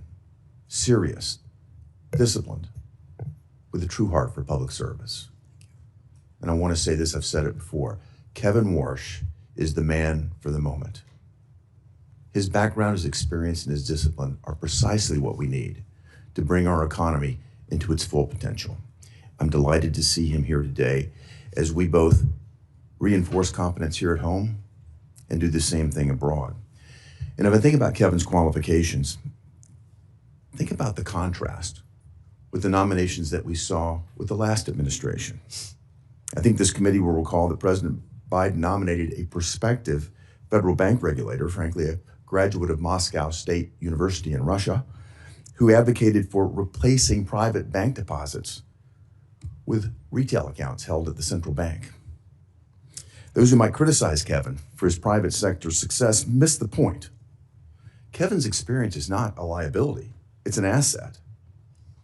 It brings a practical understanding in terms of how markets function to bear, how capital is allocated, and how policy decisions shape the real economy. Mr. Warsh, how will your experiences in both the public and the private sector shape your governance of the Fed should you be confirmed? Senator, thank you very much, and thanks for the kind introduction. For your colleagues on this panel, Senator Haggard and I shared a desk in 91 and 92, so I've known him for a very long time. I think my prior experience at the Fed, which some of your colleagues made reference to, are going to allow me to hit the ground running. This is as consequential a moment for the U.S. economy and frankly for the institution as any point since the late 1970s. And so my experience at the Fed, my understanding of the people, the culture, the governance, and of the things that are ripe for reform are going to give me a leg up. We don't have a long time to do new studies and contemplate what reform should be. We have a short window to try to bring inflation back down to where it should be to ensure price stability. And because AI that Senator Kennedy referenced is so consequential, and AI is quickly becoming at something like escape velocity, it's important to revisit the Fed's models and see whether this innovation cycle, while it could have over time improvements in the price level and make the Fed's job on inflation easier, there's a question about what that means for employment, which is another part of the Fed's mandate. So I think that's part and parcel of what my background and suggestion and history would suggest. But if I can make one other point, what the Fed needs is a reform to its frameworks and reforms to its communications. I've seen what the Fed's done well, and often I'll give them one cheer or two, but now more than ever, the Federal Reserve needs 3 cheers, and that's what I hope to deliver. Well, let's stay on this point, particularly, and you've mentioned this in your commentary, the point of the Fed's mission creep over the years. If you think about what the Fed has done, they've strayed into what I would call politically contentious areas. They've gone well beyond their core mandate. And we've seen this across the Federal Reserve System. And what the Fed has done is eroded its credibility as what it should be, which is an apolitical and independent central bank. In bank regulation and supervision, the Fed's focused on non-material and often politically charged areas. I'm thinking about climate change policy here. Elsewhere in the Federal Reserve System, we've seen regional reserve banks used as platforms for promoting very divisive partisan policies. There I'm thinking about DEI, climate policy, even racial reparations. The Minneapolis Fed even went so far as to publicly lobby for an amendment to a state constitution on education policy. How far beyond the remit can they get? In the 2020 Monetary Policy Review, the Fed even sought to redefine its legislative mandate of maximum employment as a broad, quote, broad-based and inclusive goal, close quote. I mean, that's tacitly understood to mean that the Fed should accept higher inflation to privilege select groups of Americans. And while the Fed undertook this social engineering, it also financially engineered a massive footprint in our market. QE provided near unlimited bid for government debt, which of course made it easy for us to subsidize more government debt here. It subsidized government financing, and it encouraged, frankly, what I view as very reckless federal spending. In each of these examples, we see a clear pattern. The Fed has strayed beyond its core mandate to encroach upon policy decisions that ought to be left to those of us that are democratically accountable. Mr. Warsh, the Fed's own actions have eroded its credibility. What do you think should be done to regain public trust? Senator, robust reform. The Fed can deliver on the mandate that you gave it if it sticks to its knitting. As it wanders into areas upon which it has neither authority or expertise, it loses its focus. And I'll just give one example.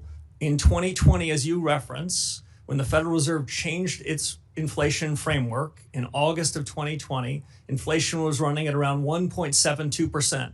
And the Fed changed its framework, rewrote in some sense the remit you gave it, and they asked for a little more inflation. They ended up with a lot more, and that was the foundation for the inflation surge that happened in the subsequent years, which we're still living with. Thank you, Mr. Warsh. Thank you, Mr. Chairman. Senator Smith. Thank you, Mr. Chair. Good morning, Mr. Warsh. It's still morning. Let me start with this. I think you have said that you have confidence that this economy has potential. I think that's fair to say. And you've also said that this is a time of great consequence for the nation's economy, perhaps one of the most significant hinge points in a couple of generations. That's fair to say? Yes, Senator. Thank you. And so I agree with that. And I actually want to go a bit further because I think that it seems to me that this economy is amazing for rich people, people who have a lot of capital. And in fact, we can see in 2025, billionaire wealth grew 3 times faster than the average rate of the previous 5 years. And wealthy households hold a massive portion of the nation's wealth. And this, I think, is the tipping point that our economy actually faces right now. And I can tell you that in Minnesota, a lot of people are telling me that it is harder and harder for them to afford the basics. They aren't rich. They don't have enough money to pay their bills, to pay their doctor's bills. So I want to look at this with you for a few minutes. And I want to start with inflation. So last week, President Trump said that gas prices are, quote, not very high, and, quote, we're having some fake inflation because of the fuel. So understanding what you've been saying about data and measurement and all of that, let me just ask you, do you think that gas prices going up 20% is fake inflation? Senator, the gas prices like beef prices, eggs, milk, and the rest, they move, and when they move in the wrong direction, American people are hurting by it. There's no question about it. That's right. American people feel it. It's not fake to them. It's money that they don't have in their pocket because gas is up 20%. I think my constituents would say that inflation is real and not fake. Okay, so let's look at unemployment. At the State of the Union, the president said, quote, the roaring economy, this is the quote, the roaring economy is roaring like never before. So do you agree with that statement? Is that how you see the economy, that is roaring like never roaring before? So Senator, if I can clarify 2 things. One, there's a difference between the change in prices and inflation. The change in prices happen in a market economy. When inflation moves up, that's because the Fed had something to do with it. Now, on the state of the economy, I would say that the broad contours of the economy are improving. The potential of the economy, the real results of the economy are improving, but I think it can improve more. And I think in the years ahead, I think the economy's potential is strengthening. So, the reality is that the economic data, understanding what you're saying about economic data being not imperfect, that there was almost 0 job growth in 2025. And so that looks to me like not a roaring economy. It looks like a weak economy, which is what my constituents are telling me back in Minnesota. Let me go to one last look at this. Around the country, the average cost of home insurance rose 12% last year. Now, in my home state of Minnesota, not a coastal state, premiums rose 34% in 2025. This is, of course, caused by extreme weather events, hail, floods, tornadoes, hurricanes, climate change. So is that inflationary, in your perspective? Is that increase in home insurance, property and casualty insurance, isn't that inflation? So, Senator, if I can answer 2 questions that I think I heard, and we talked about both of these in your office. When we look at the payroll numbers every month and we ask ourselves whether it's good or bad, the job you gave to the Federal Reserve is to ensure we're at maximum sustainable employment. I think broadly speaking, the economy is running about close to full employment, though we never know what the right number is. So if Americans that want a job can find a job, then by the Fed's metric, we're at full employment. On the question of insurance premiums and the rest, when I look broadly across the economy, I would say when we look at healthcare, when we look at education, we look at housing, those prices have tended to go up more. In the less regulated parts of the economy, we've seen a downward structure, a downward change in prices. And and we try to aggregate them the best we can. But I'm not exactly sure what your point is there, but I would just say that my point here is that rising home insurance rates caused by increasing extreme weather events, climate change, is another inflationary pressure that people in my state are dealing with. And this, of course, the reason I'm focusing on this is because I'm worried that because of the pressure that you are going to be under from the president to lower interest rates, that this inflationary pressure that my constituents are feeling is going to get worse and not better. And so I don't have time to ask my last question, but it is literally this. The president has said that he demands that the next Fed chair will lower interest rates.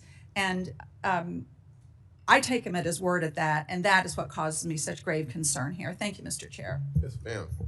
Senator Lomas. Thank you, Mr. Chairman. Welcome, Mr. Warsh, and congratulations on your nomination. And thanks for appearing before this committee, taking both the positive questions and some of the hostility. I apologize for my colleagues' behavior when it strays outside of decorum. My first question is about the balance sheet of the Fed. What is your view about the size of the balance sheet currently? Thank you, Senator. As we talked about in your office, the Fed balance sheet has played a particularly, I think, unhelpful role in helping the Fed achieve its dual mandate. The senator had just mentioned what she described as the increase for financial assets relative to real assets.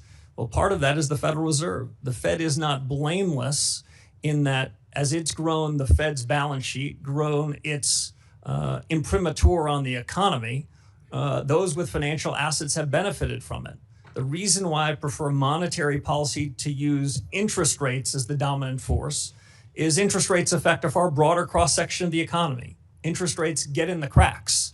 If we were to cut rates, then broader number of people will benefit from it versus quantitative easing, which tends to move through financial assets first.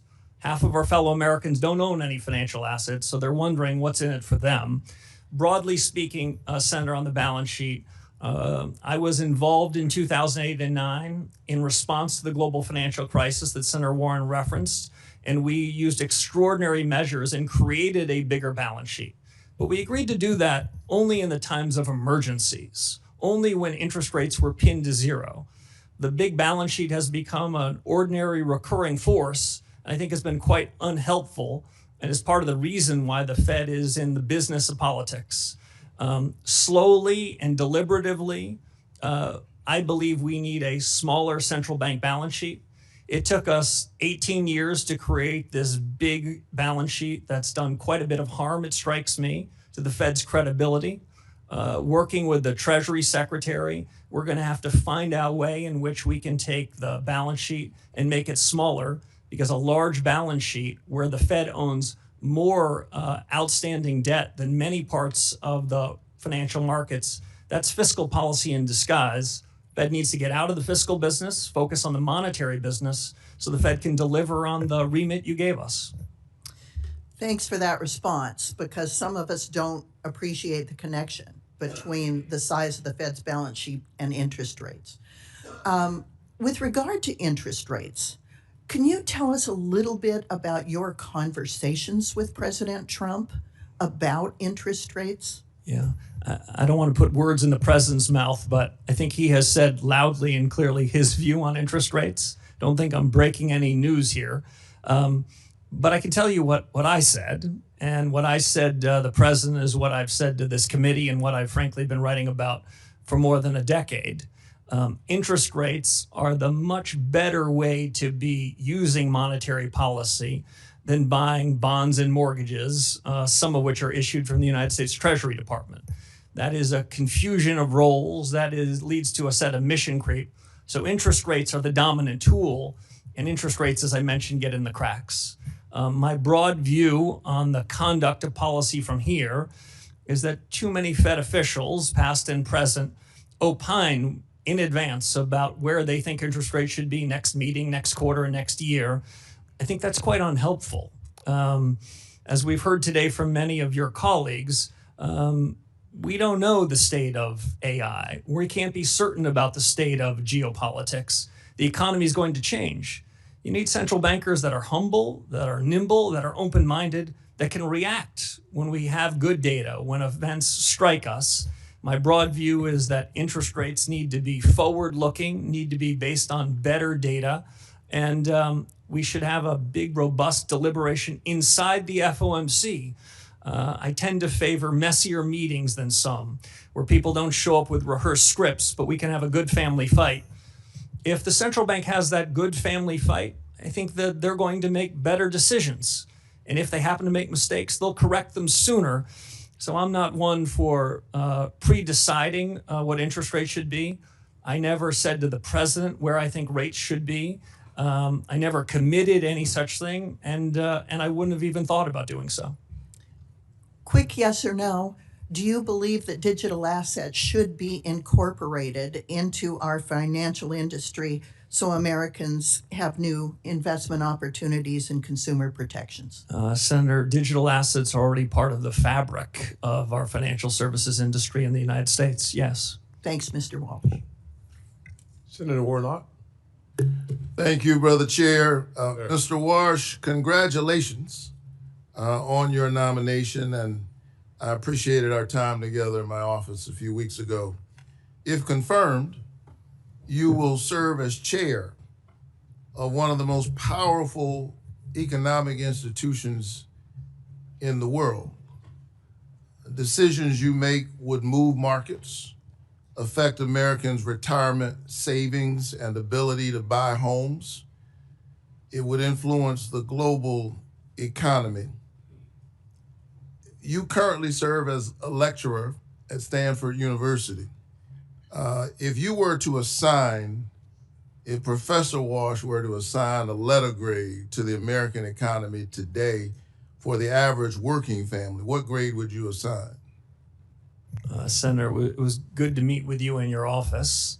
You know, in modern academic institutions, they give everybody A's, so it's not a fair comparison. Especially at elite universities, I know everyone gets perfect grades.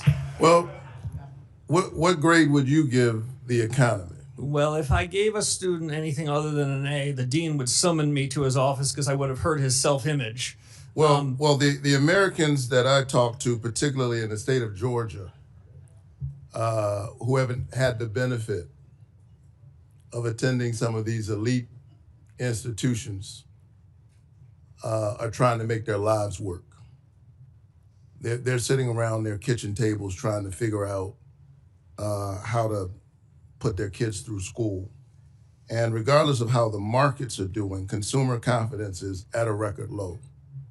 So that's their grade on the economy.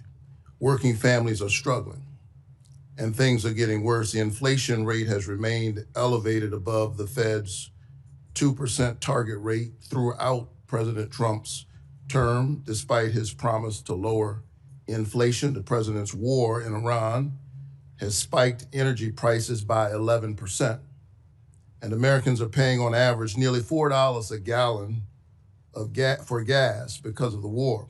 We've lost nearly 90,000 manufacturing jobs since President Trump took office. He promised us a manufacturing boom.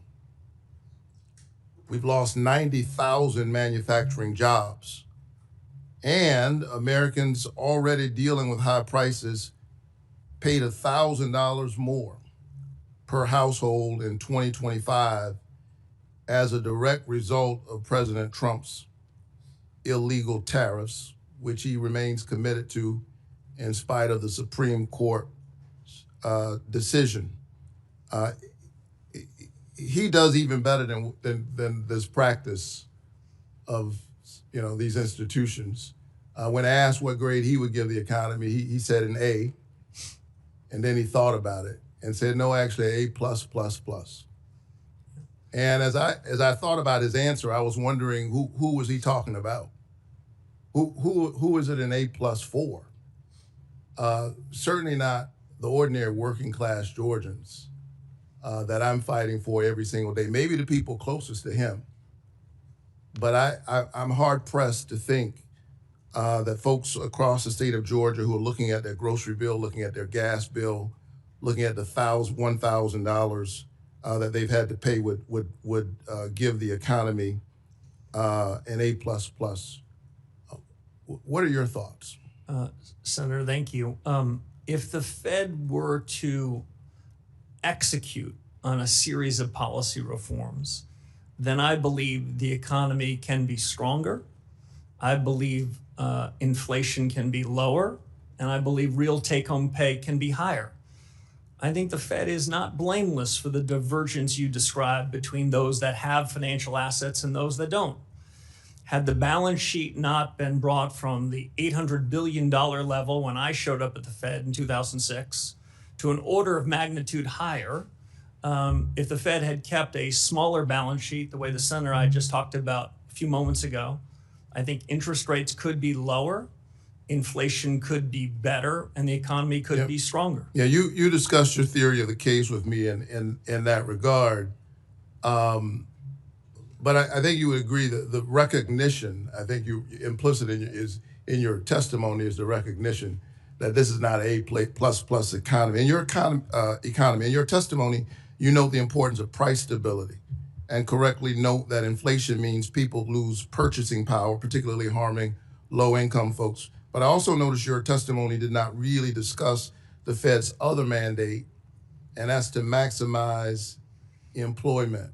Inflation is critically important, but if you don't have a job, you're in trouble. Do you view the Fed's mandate for maximizing employment as equally important to its price stability mandate? And are you concerned about weak job growth numbers? Before the nominee answers the question, the senator from the elite university, Morehouse, is out of time. So I appreciate the question. But we will have the answer submitted for the record. I know you wanted to attend Morehouse College. I'm sorry. Everybody wants to attend Morehouse, by the way, but I am a Charleston Southern Buck. I appreciate. Very happy about that. He couldn't get into Charleston Southern, but it's good you got in somewhere. This is good. If you can't get into Morehouse, go to Stanford. Everybody's got jokes up here, so we'll go to Senator Brett. Thank you, Mr. Chairman. Before I get started, I want to emphasize that transparency and accountability at the Fed are absolutely vital. The American people need to have trust in our government. We need to have trust in our government agencies, and that includes transparency and accountability at the Fed. So when we're talking about billions of dollars being spent on renovations, it's absolutely appropriate for Congress to ask questions. And it is absolutely appropriate for Congress to get answers. We need to understand where this substantial amount of money has gone, and we need to ensure that every institution, including the Fed, is always making decisions that are in the best interest of the American people. And so I urge everyone involved to make sure that any outstanding questions on this matter come to fruition so that we can get answers and move on and have a smooth and timely transition and a confirmation process, of which I want to say congratulations on both your nomination, your willingness to be here today, and I also want to say that to your family. I think a lot of people miss the fact that when any of us step up to serve, that it's not just you, your family that goes through so much. And so we just want to say that sacrifice is often overlooked, and we certainly appreciate your family being with you today and all of you and what you're willing to do here. I had a chance to get to know you over the years, and as many of my Republican colleagues have and other colleagues, and I think we would all say you are absolutely the right man for the job at the right time in our country's history, and I am excited about your leadership at the Fed. We have had an opportunity to talk about a number of issues, but I know that your integrity and that your commitment to the American people are going to help restore confidence at the Fed, and it'll also ultimately serve our country incredibly well. So it's not going to be any easy task to return that confidence. We've spoken about needed reforms at the Fed on the monetary policy side and also the operational and internal standpoint as well. And of course, your calls for reform aren't baseless. You served at the Fed during one of the most challenging times. You just referenced it in your previous answer to a question from my colleague across the aisle. I believe you said there was a balance sheet, $800 billion, when you showed up in 2006. So talk to me a little bit, speak to me about that, about what you have seen during your time and tenure at the Fed already, and then what other life experiences you have that you will bring as you tackle this role. Yeah, so Senator, great to see you again. So the chairman knows I worked with the senator when she was a staffer on this very committee, and I was a young staffer myself. So it's an honor to be here. And Senator, as you know, this is a serious responsibility. I'm honored the president nominated me for it. This is a time of consequence, not just for the country, but for the central bank. I think the central bank can go back to first principles and improve itself. I see most of the actions of the Fed come from good intentions, but when you gave the Fed a remit, it wasn't a general roving remit to do what it thought was right. It was a particular remit to focus on particular issues and to not wander. And that's the trade-off on independence. Independence about the conduct of monetary policy, where we can hear criticisms from others in the economics profession, elected officials, and we should be open-minded to them. Listen, I think there's been a considerable amount of groupthink in the economics profession, and so being open-minded to it is important. But outside of monetary policy, it's important that the central bank work with the government on areas of overlap. And so I think that's likely to happen going forward. If you ask Senator Britt about my biggest lessons are about how a central bank should be acting in crisis times versus in normal times.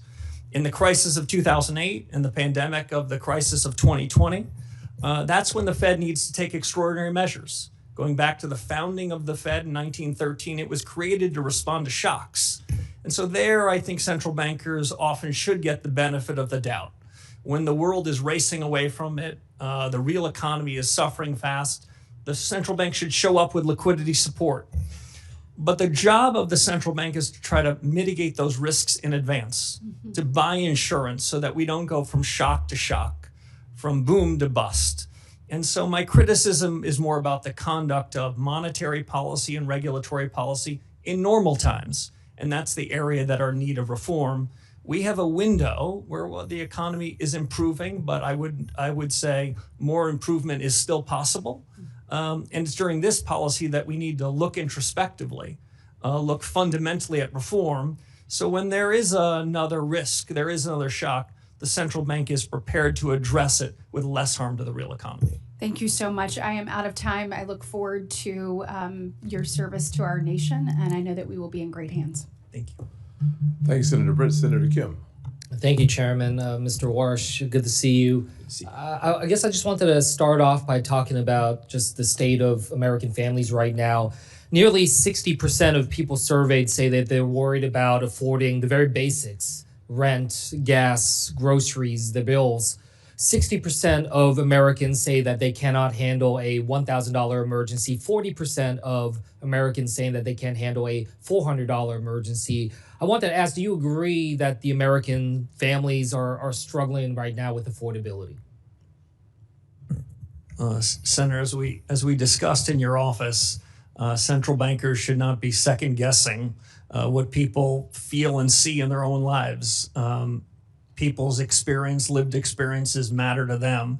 What I can say is the central bank has some responsibility for the things that you've described, and that the legacy of inflation, what I think is the biggest economic policy error in 40 or 50 years, happened just a few years ago, and we're still living with the remnants of it. I think inflation is less problematic than it was a couple of years ago, but I would not. But the problem of affordability continues, though. That sounds right, right? Because I'll be honest with you. When I hear, I heard 2 months ago President Trump say, he said, quote, "What word have you not heard over the last 2 weeks? Affordability, because I've won affordability." It sounds like you would disagree with that assessment that the fight for affordability for American families is over. So I think the trend is going in the right direction. But we still have more work to do. Well, the way I would describe it, Senator, is the cumulative increase in prices starting in early 2020 till now is between 25 and 35%. So I understand what hardworking Americans say. It's still a struggle. That's a legacy of a past policy error. One thing that you talked about before is about, just the real cost that families are facing right now. And I appreciate that you were pushing back on that comment that the president had about calling the energy prices and the fuel price increases that we're having fake inflation, because right now Americans have paid more than $8.4 billion more in gas during the first month of this war. Fertilizer, 70% of respondents to the Farm Bureau survey said that fertilizer is unable to be afforded right now, just given the price increases. Are you concerned that there could be real long-term effects of this war in Iran, especially if we're continuing to see these challenges when it comes to fuel and fertilizer? Senator, if my reform agenda, if confirmed, stands for anything, it's for the central bank, especially the Fed chairman, to stay in its lane. I know that, but you so also I wouldn't want to wander outside of it. I'm happy. But you're also charged with forecasting in terms of understanding where our economy is going. So does an impact of that magnitude rise to something that the Fed should keep an eye on and be concerned about? The Fed should have an open mind towards all sorts of data, but the things that central banks can affect are things that are not one-off in nature, but are persistent and find their way into the generalized price level. And that's something I wanted to ask you about, that because you talked about a fundamental policy change when it comes to the Fed. And I guess I wanted to just get a little bit more clarity on that. Senator Lummis mentioned about the balance sheet and the concern you have about that. What level do you think the balance should be at? If it's 6.7 trillion now, where do you think the goal is in your mind? So I haven't fixed a particular number, but any changes, Senator, in the balance sheet would be part of a public discussion, debated rigorously. And if and when the central bank comes to a judgment about a new balance sheet policy, which I hope the central bank would, it would be described well in advance. As I mentioned, it took 18 years to create this balance sheet problem, and we won't be able to fix it in 18 minutes. And so that's why I think deliberation here is important. But it suffices to say it should be smaller, and at least as important, it should not be holding long-term treasury assets as if it's the fiscal authority. That's when it gets into politics. I appreciate you saying that it's important to be able to have that public discussion. I mean, one thing that's come up as I've been engaged with different experts is concern about rapid reduction. If you are moving in that speed, it could generate a number of concerns, including upward pressure on long-term interest rates. So I guess I just wanted to check, do you share that concern? As you are thinking about how to reduce it, do you also understand, though, that there are concerns about rapid reduction in the speed with which you're trying to go down? Yes, Senator, and that kind of regime change would have to be deliberate, well orchestrated, well choreographed, and well described so that unnecessary upset are not done to financial markets as we go to a policy regime change much more focused on interest rates. With that, I'll yield back. Thank you, sir. Senator Ricketts. Thank you, Mr. Chairman. Thank you, Mr. Warsh. It was great to see you in my office. Thanks for coming by. I want to continue to talk about inflation because it is something that is incredibly important.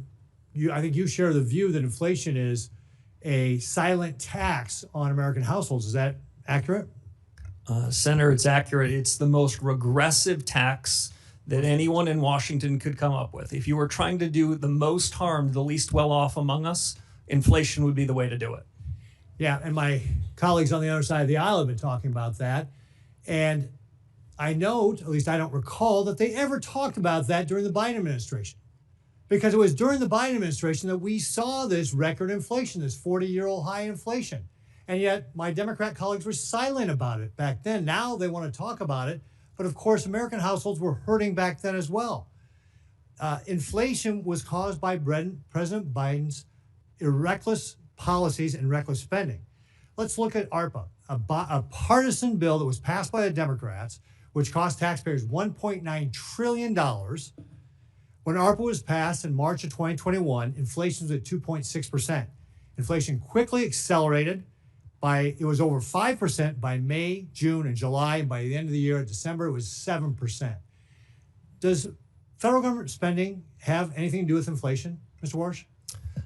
Senator, As we talked about in your office, my view of inflation is a bit different from some. I don't think inflation comes about when the economy grows too much or hardworking Americans get an increase in their wages. I think inflation comes about when the government prints too much, by which I mean the central bank, and broadly speaking, the government spends too much. And so we're spending too much money, and now we've been cleaning up their mess ever since. I will also note the Republicans have been taking efforts to reduce the deficit. I think year to date it's down about 10.6% from where it was last year. And this is why it's so important we get our spending under control. I think you also talked about the balance sheet. And one of the things about the balance sheet is that I think if I hear you're saying it's too big, and it benefits people who have financial assets. But if you don't have financial assets, you haven't seen the benefit of a large balance sheet at the Fed. Is that accurate? Senator, it's broadly accurate. When the large balance sheet was created in the 2008 financial crisis, the agreement between my colleagues and I was that we would only use this in an emergency scenario, because the transmission mechanism for a large balance sheet, it goes two ways, through signaling effects and through asset prices. Now, at the time of the financial crisis, financial asset prices were down 60 or 70%. And so it was understandable. Interest rates were at zero. But in the ordinary course, the central bank, an independent body, should not be adopting a set of policies that have that kind of distributional consequence. That's why interest rates are a better way to be setting monetary policy. So if I don't want to put words in your mouth, but just what I hear you saying is let's reduce the size of the balance sheet because that benefits maybe half the American population. And then let's focus on interest rates and inflation so we can benefit all Americans. That if we take interest rates down, that benefits all Americans. You said it gets into the nooks and crannies. That if we get inflation under control, that is how we benefit all Americans. And the size of the balance sheet has only benefited some Americans. So what you're really about is trying to change a policy at the Fed that has really benefited under the last administration people who have lots of money. Actually, not just the last administration, the previous administrations. But you also want to make sure we get off of the inflation. I mean, during the Biden administration, we saw 4 years in a row of declining real wages for American households. And what you want to do is get that inflation under control so that all American households benefit. Is that fair? That is fair. I'm going to paraphrase former Chairman Paul Volcker, where he said something along the following lines. You would need to have a PhD from an elite institution to believe that inflation doesn't have something to do with money. Okay, great.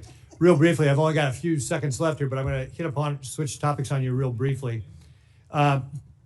Chairman Powell and Secretary Bissett met with leaders of our largest banks recently to talk about advanced AI models like Mythos from Anthropic to identify banking vulnerabilities. That's apparently very good at finding those vulnerabilities.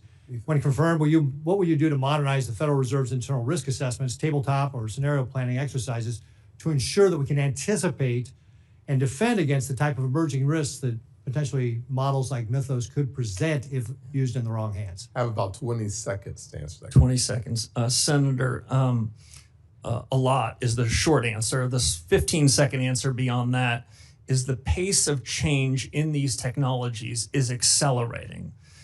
AI, which I think of really as American ingenuity, gives America a huge head start relative to our competitors around the world, but it's not without real risks and real challenges, and a forward-looking, reform-oriented central bank needs to be on the front end of it. Great. Thank you very much. I look forward to your leadership. Senator Gallego. Thank you, Mr. Chair. How are you?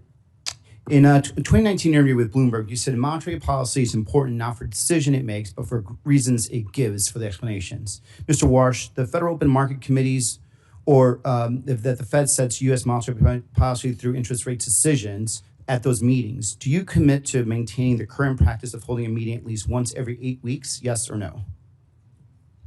Senator, by statute, as we talked about in your office, I believe the statute requires a minimum of 4 meetings, but 4 is not enough. So having more meetings than that is appropriate. But I've not even begun to look at the meeting schedules for 2027 and beyond, of course, subject to confirmation. Okay. So then do you commit to holding a press conference at least on the day of the FOMC meetings? Senator, right now, press conferences are held periodically. If you ask me my true personal opinion, right now, Fed chairs and other central bankers around the FOMC, they speak quite frequently. There is no lack of transparency. But I would say this, I think truth-seeking is more important than repetition. Absolutely. If one has a press conference, one wants to deliver some important news. Perfect. So And I to would follow up on that, then, would you commit to taking questions at those press conferences? If a press conference were held, I think it would be incumbent to hear what the reporters of the day had in mind. Thank you. I'm glad, our personal meeting regarding this was very enlightening. Earlier today, you said to Senator Kennedy that President Trump never demanded you to cut interest rates in your job interview. Is that your sworn testimony? That is, Senator. Okay. Well, someone here is lying then, because it's either you or President Trump. Because in an interview with the Wall Street Journal of December 12th, President Trump confirmed that he pressed you on your commitment to support interest rates cuts. And I quote, during a 45-minute meeting with Warsh on Wednesday at the White House, the president pressed Warsh on whether he could trust him to support interest rate cuts if he were chosen to lead the central bank. According to people familiar with the meeting, Trump in the general interview confirmed that, repeating, Mr. Chairman, I'd like to enter for the record the Wall Street Journal article, December 12th. Trump says he's leaning towards Warsh or has it to lead the Fed. So, this brings up an issue of credibility at this point. Who's lying here? Is it you or the president? Because the president confirmed that he did ask you to cut interest rates. Senator, there's of course a third alternative. You cite a couple of reporters for a leading financial newspaper. I recall reading that story at the time. Did you issue a correction? I think those reporters either need better sources or better journalist standards. Did you ask for a correction? There are things in the newspaper, Senator, I see all the time that don't strike my ear as correct. So is, in your opinion, that the president then is lying when he said he did not ask you? I can only repeat to you, Senator, what I said to several of your colleagues. So you did not. You right now, under sworn testimony, are saying just to right now that the president of the United States in that job interview did not ask you to cut interest rates. The president never asked me to commit to interest rate cuts at any particular meeting over the period of my tenure at the Fed. He didn't ask for it. He didn't demand it. He didn't require it, and nor would I have ever done so. So if these reporters come back and say, do another follow-up on this and they confirm what they heard, what will your response be? Well, my response would be what I suggested to you a few moments ago. As I read that story in real time, I remember thinking they either need better journalistic standards or better sources. So, here's my problem, Mr. Chair and colleagues. And Mr. Warsh, I think you're incredibly qualified. A lot of us are actually worried about the integrity of the Federal Reserve. We're worried about what this means for the economic markets, and we're worried about what this means for inflation. We're worried about your independence, and now we're hearing direct contradictions whether or not you were directly asked by the president to cut interest rates, and you're saying no, and he's saying yes. And I think for a lot of us, there's a question now of credibility. And I think there's a real reason why many of us are not voting no. As a matter of fact, until you verbally spoke to Mr. Kennedy and answered his question that he did not the president did not ask you to cut interest rates, this was not even going to be brought up. So there's definitely right now a true question about who is lying here. It's either you or it's the president. I yield back. Senator, if I might respond? Certainly. Thank you. I take my responsibility to be an independent leader of the Federal Reserve very seriously, if confirmed by this body. I take the integrity of the office and my personal integrity very seriously. And I stand by every word I said. The president never asked me to commit to any such thing, nor would I ever do so. Mr. Banks. No, sir. Thank you, Mr. Chairman. Governor Warsh, congrats on your nomination. As we spoke about during our meeting in my office, I strongly support your nomination and look forward to voting for you to be the next chairman of the Federal Reserve, and it can't happen soon enough. One policy area that we strongly agree on is the threat that China poses to America's economy. In fact, you've written publicly that China is deliberately positioning its financial system to rival U.S. leadership and actively working to elevate its currency on the global stage. Can you talk for a minute about how the Federal Reserve reinforces the strength of the U.S. dollar as the world's reserve currency in the face of that challenge? Sure. Senator, it's great to see you again. We talked about some of these issues of the G2 rivalry, the rivalry between the U.S. and China in your office. If confirmed as chairman of the Federal Reserve, I will then have to say that it's the Treasury Secretary's business to talk about the dollar. It's the Fed chairman's business to talk about interest rates. But I think I can say this quite comfortably. The dollar is the linchpin of the global economy. The United States and the Federal Reserve is a beneficiary of the strength of the dollar. The U.S. financial system is the most important financial system in the world, and the central bank's been charged with really important responsibilities in overseeing it and supervising it. There are risks to the U.S. position in the world, including economic. The economic statecraft agenda led by Secretary Bessent and Secretary Rubio is an important one. On that, the Fed will play a supporting role in ensuring that the financial system is as safe as it can be, and work with them, because it's outside of the conduct of monetary policy, to ensure the U.S. is on its front foot and in a position of strength during this period of rivalry between the U.S. and another nation around the world. What are some of those? I understand the role of the Treasury Department versus the Fed, but what are the most important steps that the Fed can take to reinforce confidence in the U.S. dollar? Deliver stable prices, Senator. Deliver an economy that improves from here even further, where real take-home pay moves up, where inflation falls, and the U.S. economic growth potential is the best in the world. I mentioned earlier, Senator, something that I really do believe. AI is a testament to American ingenuity. The United States is the best positioned country in the world to take advantage of it so that the U.S. economy, U.S. workers benefit from it. That the U.S. is in a better position than anyone else, but it's filled with challenges, geopolitical challenges, technology challenges. So the sooner that we can hit the ground running on reform agenda, the better. You wrote in an op-ed in 2021 in the Wall Street Journal that I recommend everyone reads. It's one of the reasons that I wholeheartedly support you, because of it says a lot about you in this op-ed. But you talked about how the PRC is actively promoting its digital yuan currency with the explicit goal of creating an alternative payment system that sidesteps U.S. sanctions. You've been very clear that China's not playing by the rules. China is buying over 80% of Iran's sanctioned oil in Chinese currency through Chinese banks, completely outside SWIFT. The Iranian government says it is charging ships to transit the Strait of Hormuz and collects payments via crypto and Chinese currency. What tools does the Federal Reserve have to defend the dollar's role as countries route payments through the Chinese financial systems to do business with Iran and other adversaries? Yeah, Senator, thank you. As we talked about before, monetary policy is independent.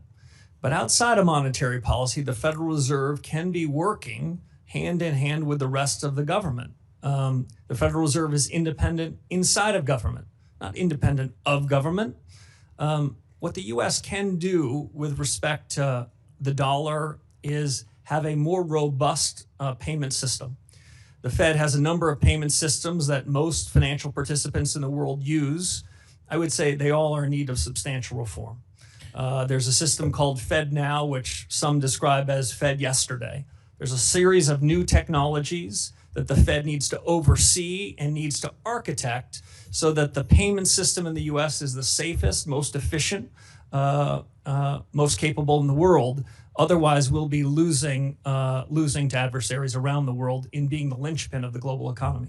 Thank you. Your leadership is so important, and it's important right now. We need you on the job right now, not later, right now. So I look forward to voting for you quickly and seeing you confirmed and getting you on the job. With that, I yield back. Thank you, sir. Senator Blunt Rochester.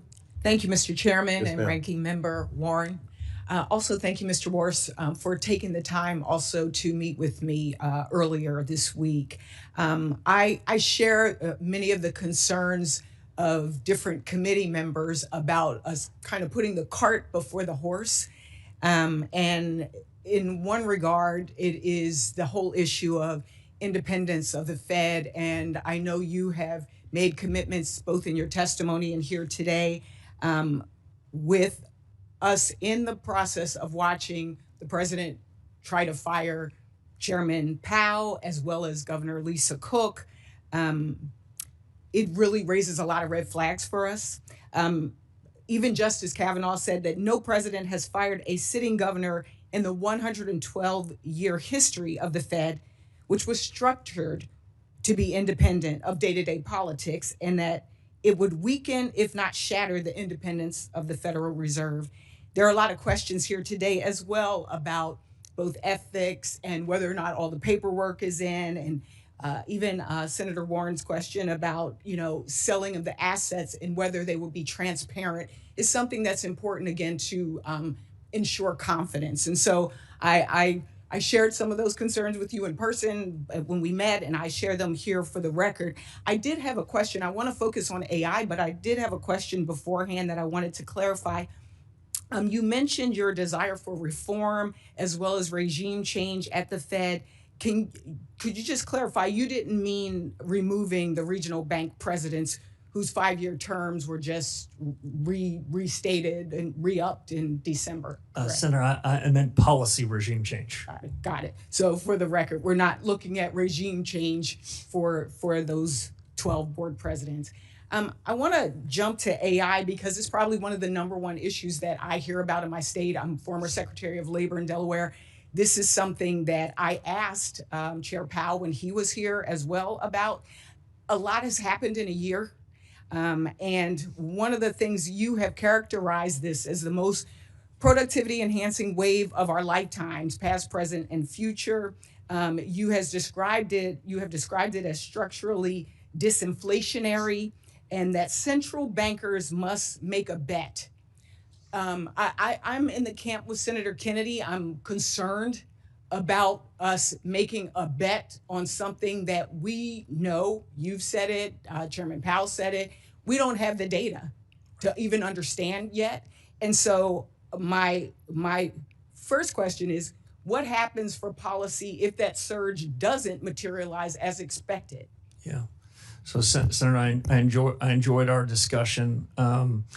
I think the essential elements of a new policy for the Federal Reserve is to get access to better data and to dig deeper into the productivity possibilities that can come out of this new investment wave. Today we call it artificial intelligence. 2 years from now we're going to call it business CapEx, and 3 years from now we're going to call it just ordinary business. I think it has two important effects on the conduct of policy. I don't claim to have perfect knowledge of how any of these are going to go, but I do have an intuition the pace of change is accelerating. I'm sorry, Senator, go ahead. I was just going to ask how much of your view on interest rates depends on those productivity gains showing up quickly. Yeah, so I think it has two elements. One is the increase in capital expenditures to build data centers and the rest. That will have an effect on demand. That will increase demand. My guess is a few tenths of 1%. But on the supply side of the economy, to increase the potential output of the economy, that could be considerably bigger. We don't know that. We can't bank on that. But considerable work needs to be done by the Federal Reserve in evaluating this productivity wave. As I said before, monetary policy works with long and variable lags. So you have to make some informed judgments. And unlike other people in office, if the judgments are wrong, you've got to call the flag on yourself and correct them. Well, I think there's been a lot of conversation here about concerns that in your record, in your history, you have been hawkish on inflation rates and keeping them low. And now we're looking at AI. What I don't want to see is us use AI as an excuse. Yes. For making good policy. Too much depends on it. Too many families' lives depend on it. And in our conversation, I also talked about the fact that I know Wall Street is going to be okay, but who we're concerned about as well is Main Street. Yeah. Thank you. I yield back. Thank you, Senator. Senator Kramer, you are recognized. Thank you, Mr. Chairman. Thank you, Mr. Warsh, for being here. Thanks for stepping in the gap. Thank you. In fact, I'm a little bit curious as to why you even want to do this. I'm thinking, I don't know. I don't know. Anyway, congratulations on the choice. By the way, with regard to independence, real quickly, I find it curious.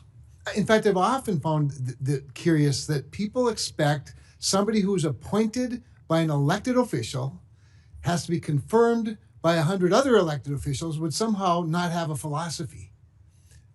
That's what I hear sometimes. Like, why don't we, speaking of AI, we should just have an AI Fed chairman. That way it'd be completely neutral, right? Other than the people that put all the information in the algorithms. Anyway, that said, I think we should not forget that it would be common for a president who believes that interest rates should be lower to want to nominate somebody who has expressed that maybe interest rates could be a little lower, as opposed to the quid pro quo that's being accused of today. So I'm just grateful you're willing to do it. By the way, the other thing about independence that strikes me with regard to the Fed, do you have any idea how often an interest rate decision by the Fed is a 12-0 or a 10-0 vote? Do you have a sense of it? I do, Senator. I'd say over the last 15 years, decisions have been unanimous or near unanimous. As I said to one of your colleagues earlier, I prefer clean memos and messier meetings, and there's nothing wrong with a divergence of opinion. These are very hard calls. Thank you. I don't know when diversity became a bad thing in a room of thinkers, particularly with staggered terms. The other thing, none of this was in my mind that long ago, but the other thing that strikes me is you do have a lot of experience. This is your 20th anniversary, or at least your second anniversary. Have your thoughts changed much or evolved over those 20 years of experience in various categories, areas, not to mention your research and your intellectual and academic writings? I mean, have you evolved a little bit? Absolutely. I'll make 3 points if I can. One is it is essential for the chair of this organization to be open-minded to new ideas. The world is moving fast. The mistake that's common in the economics profession, which Secretary Schultz once described to me when I was telling him that I was thinking about pursuing further studies, he said, it's fine to get a PhD, but make sure that's not the last day you were learning. Too many people in the profession go back to what they learned 30 or 40 years ago. We've got to be open-minded. The world's changing and the facts are changing. To the characterization I heard from some of your colleagues about did my opinions change? My opinions change when the facts change. When interest rates are at zero and the balance sheet is growing and the economy is booming, well, relative to that, I will say I sounded hawkish. In 2018, when the Federal Reserve pushed to raise rates into a financial market meltdown and economic weakening, I said that was a mistake. That was dovish. I expect to have a divergence of views based on the facts on the ground. And if I could just answer one other question you asked about why I want to do this job, I would say I've lived the American dream. I've been the luckiest, most blessed, fortunate person with the greatest teachers. I was a kid from upstate New York in public schools, and I had an opportunity to serve after 9/11. I was walking with a friend of mine who happens to be in this room away from a building near the site of the tragedy. I was walking up Fifth Avenue, and I thought to myself, what am I doing? And so I committed myself to public service then. I did 10 and a half years of public service. I've been grateful for 15 years in the private sector where I've been able to practice my discipline, think anew about things. And the call to service struck again. I'm honored to serve if this body will confirm me. Excellent. I do find it curious that so many people seem to be hung up on the fact that you've been successful even while doing in between bouts of public service, probably a better way to put it. I'm not wealthy, never have been wealthy, and I'm not sure I have much potential to be wealthy, but I have nothing against people who are. That said, real quickly, I do want to talk a little bit about debanking. That has been talked about a whole lot, but speaking of institutions that are dug in, I think there's with out of the 22,000 people, there are a lot of them that sort of still believe that reputational risk should be a factor, that reputational risk could be based on out of favor industries. Can you give me a sense of how you plan to attack that, if you will? Politics have no place, not just in monetary policy, but in supervision and regulation. Yes. If central bankers should stand for anything, it's to resist fads, resist trends, call balls and strikes. That's exactly what I would intend to do. I lean hard yes, Mr. Chairman. Thank you, sir. Senator Alsobrooks. Thank you. Good afternoon, Mr. Warsh. And thank you for meeting with me last week. In August of 2025, President Trump tried to fire Fed Governor Lisa Cook for unsubstantiated allegations widely believed to be politically motivated. Thankfully, both a federal district court and the D.C. Circuit Court of Appeals ruled in favor of Governor Cook, preventing her from being fired while the investigation proceeds. This is a landmark test for independence. Now, Supreme Court Justice Brett Kavanaugh said allowing Cook's firing to go forward would weaken, if not shatter, the independence of the Federal Reserve. So I would like to ask you, will you commit to defending Governor Cook's tenure as Chairman Powell has done? Senator, it was a pleasure to meet you in your office and spend time with you. As I said to you then, I'll repeat here to the broader committee. If I stand for anything, it's the Fed should stay in its lane. As I understand that matter, it's pending before the United States Supreme Court. I think it's inappropriate for me to weigh in on that, especially because in the event that I am confirmed, I could be a party to that matter.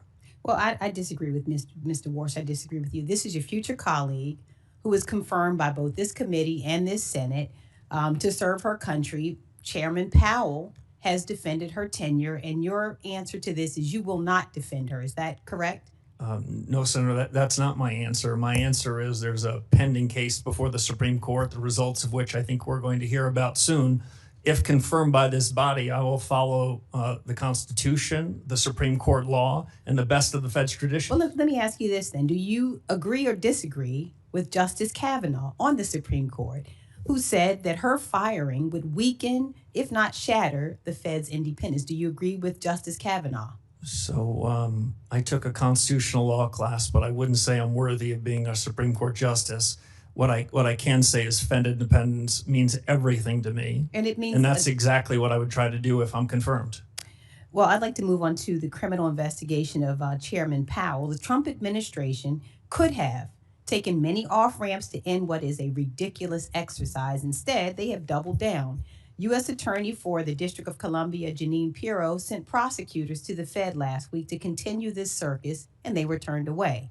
Chairman Powell has said that the administration's investigation is not about any testimony or the renovations of a building, calling these arguments pretext, and he said that the threat of criminal charges is a consequence of the Federal Reserve setting interest rates based on its best assessment of what will serve the public rather than following the preferences of the president. So do you dispute Chairman Powell's assertion that the investigations are pretext for policy disagreements? Senator, as I said with respect to the other case, this is also pending before the courts. I have a ton of confidence in the court's ability to make a final resolution. I'd abide by any judgment of the courts and would follow that judgment in the best of the Fed's traditions. It's difficult. Let me just ask you another question instead. Just a few days ago, bless his heart, President Trump called Chairman Powell a stubborn, incompetent person who he said suffers from Trump derangement syndrome. Now, can you say before this committee that you disagree with this characterization? Yeah, my disagreements with Chairman Powell are about policy, not about personality or personnel. Okay, let me ask you another question about the president. Now, my colleague a moment ago said to you that the president, you said the president has never asked you about lowering interest rates, and you said he never specifically, is the word you used, demanded that you decrease interest rates. Well, did the president generally suggest this to you as well? You know, in my recitation to your colleagues, I wasn't trying to be clever. The president never generally or specifically instructed me, suggested I should commit to any interest rate path whatsoever. Okay, let me go to another point. So if the Senate does not confirm you by May 15th, the president may inject more financial chaos into our economy by illegally attempting to remove Chairman Powell and installing someone else until your confirmation. Now, the law is quite clear here. If there is a vacancy, the current chairman continues to serve as chair pro tem until the Senate confirms a replacement. But the Trump administration is gearing up to fight this assertion. And I expect every financial leader and reporter is watching your words right now, which can move markets. So I'd like to give you an opportunity to reassure them. Do you agree that the law requires the current Fed chair to continue serving as interim chair while this replacement is confirmed? So I haven't been advised on that. I will say this. I was a summer associate for 8 weeks at a law firm, and that was the extent of my legal career. I'm certainly Okay, not last capable of defining whether the Vacancy Act applies to the Federal Reserve or not. Thank you. Yes, ma'am. Senator Bernie Moreno. Mr. Chairman, thank you for the honor of going last. I know that's normally reserved for people with much more status than I have, so I appreciate that very much. Mr. Chairman, I'm going to read something here for a second. Mr. Chairman, it's clear that Mr. Warsh is tremendously accomplished. He is committed to strong capital standards, effective supervision, and meaningful market discipline. He knows unequivocally that the Fed must be independent, non-ideological, and nonpartisan. And for this reason, I am proud to support his nomination. I wish I had said those words, but those are the words of Senator Chuck Schumer when he voted to confirm you, in fact, introduce you. So I would like to enter that into the record. As they say, there's nothing wrong with that, but it looks like Democrats used to love you at one point. What changed? The Senator, I don't know. You didn't catch the Seinfeld reference, so just proof that you did not watch the show. All right. Let me ask you some quick rapid-fire questions. I know people have enjoyed being here this long, but maybe not others. A lot has been said, and I think it's important, on the plight of working Americans when it comes to being able to afford the basic elements of what it means to be somebody here who's successful in the working class. Are working class Americans better off or worse off than they were 3 years ago?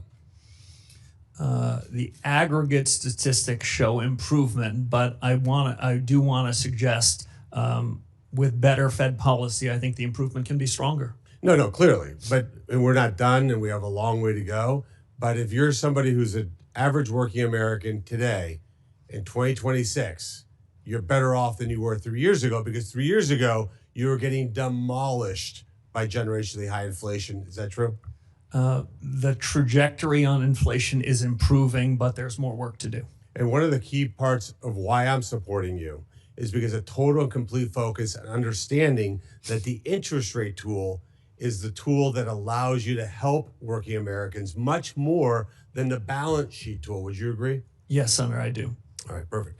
Let's move on to central bank digital currencies. Do you agree that the Federal Reserve has no legal right to issue a central bank digital currency? Senator, I agree that they don't have the right, and I think it would be a bad policy choice. So let me just put an exclamation mark on that. Under your chairmanship of the Federal Reserve, you will not have the Federal Reserve explore or in any way move towards a central bank digital currency. If it's within the power of the chairman of the Federal Reserve, I agree with that statement. Perfect. Let's shift over to AI. A lot has been said about that. And I worry that some of my colleagues don't feel that this is quote unquote real or happening as quick as it is. It is happening insanely fast. In fact, would you agree that it could lead to an employment shock, especially for entry-level white-collar jobs? Senator, I agree with you on the pace of the technology revolution. I've had to update my own priors versus 6 or 12 months ago as I've seen the rate of improvement of the models. Senator, the way I describe it is this: I am more confident that there will be improved output than I am certain about when the effects of that would be on the labor market. I basically believe in the following good economic tenet, which is described as the lump of labor fallacy. And we tend to think in economics, there's only a fixed number of jobs, and we've got to fill them every day possible. The labor force, the structure of the labor market changes. The jobs that will be created 2 or 3 years from now, some of which are unimaginable to us today. But the lag between the improvement in output and the effect on the labor markets, that's got to be central to the Fed's thinking, given the pace of innovation in this cycle. And this concept of price stability plus maximum employment, that maximum employment piece is problematic when policymakers open our borders and let tens of millions of people come into this country illegally. Is that not correct? I'm gonna let you guys handle immigration policy. I'm gonna have plenty on my plate if confirmed. But adding 10 to 20, 30 million people into the country when you're trying to make certain that everybody here has a job is problematic, correct? The central bank takes the labor market is as it is, and that's a function of policies you and the administration put in place. It's not our place to be opining on that. Okay. And let me just add one last thing and more to your wife. How did you get so lucky to have a guy that's so romantic that on Valentine's Day of 2006, he brings you to a Senate hearing? I mean, you set a high bar for all of us. Look, I'm going to ruin the suspense for everybody. You're going to be confirmed. You're going to be the Federal Reserve Chairman. And most importantly, you're going to do an incredible job. And I'm honored to be able to have been part of that process and will vote for you resoundingly. Thank you, Senator. Well, that concludes the question and answer portion of today's hearing. I'd like to thank our nominee for testifying before the committee today and thank you for your willingness to serve our country. For senators, all follow-on questions for the record must be submitted by tomorrow, April 22nd at noon. And for you, the witness, please respond by Thursday, April 23rd, 1 p.m. to the written questions you receive in order to facilitate this committee promptly processing this nomination when it comes. With that, this hearing is adjourned. Thank you. Thank you, sir. Yes, ma'am.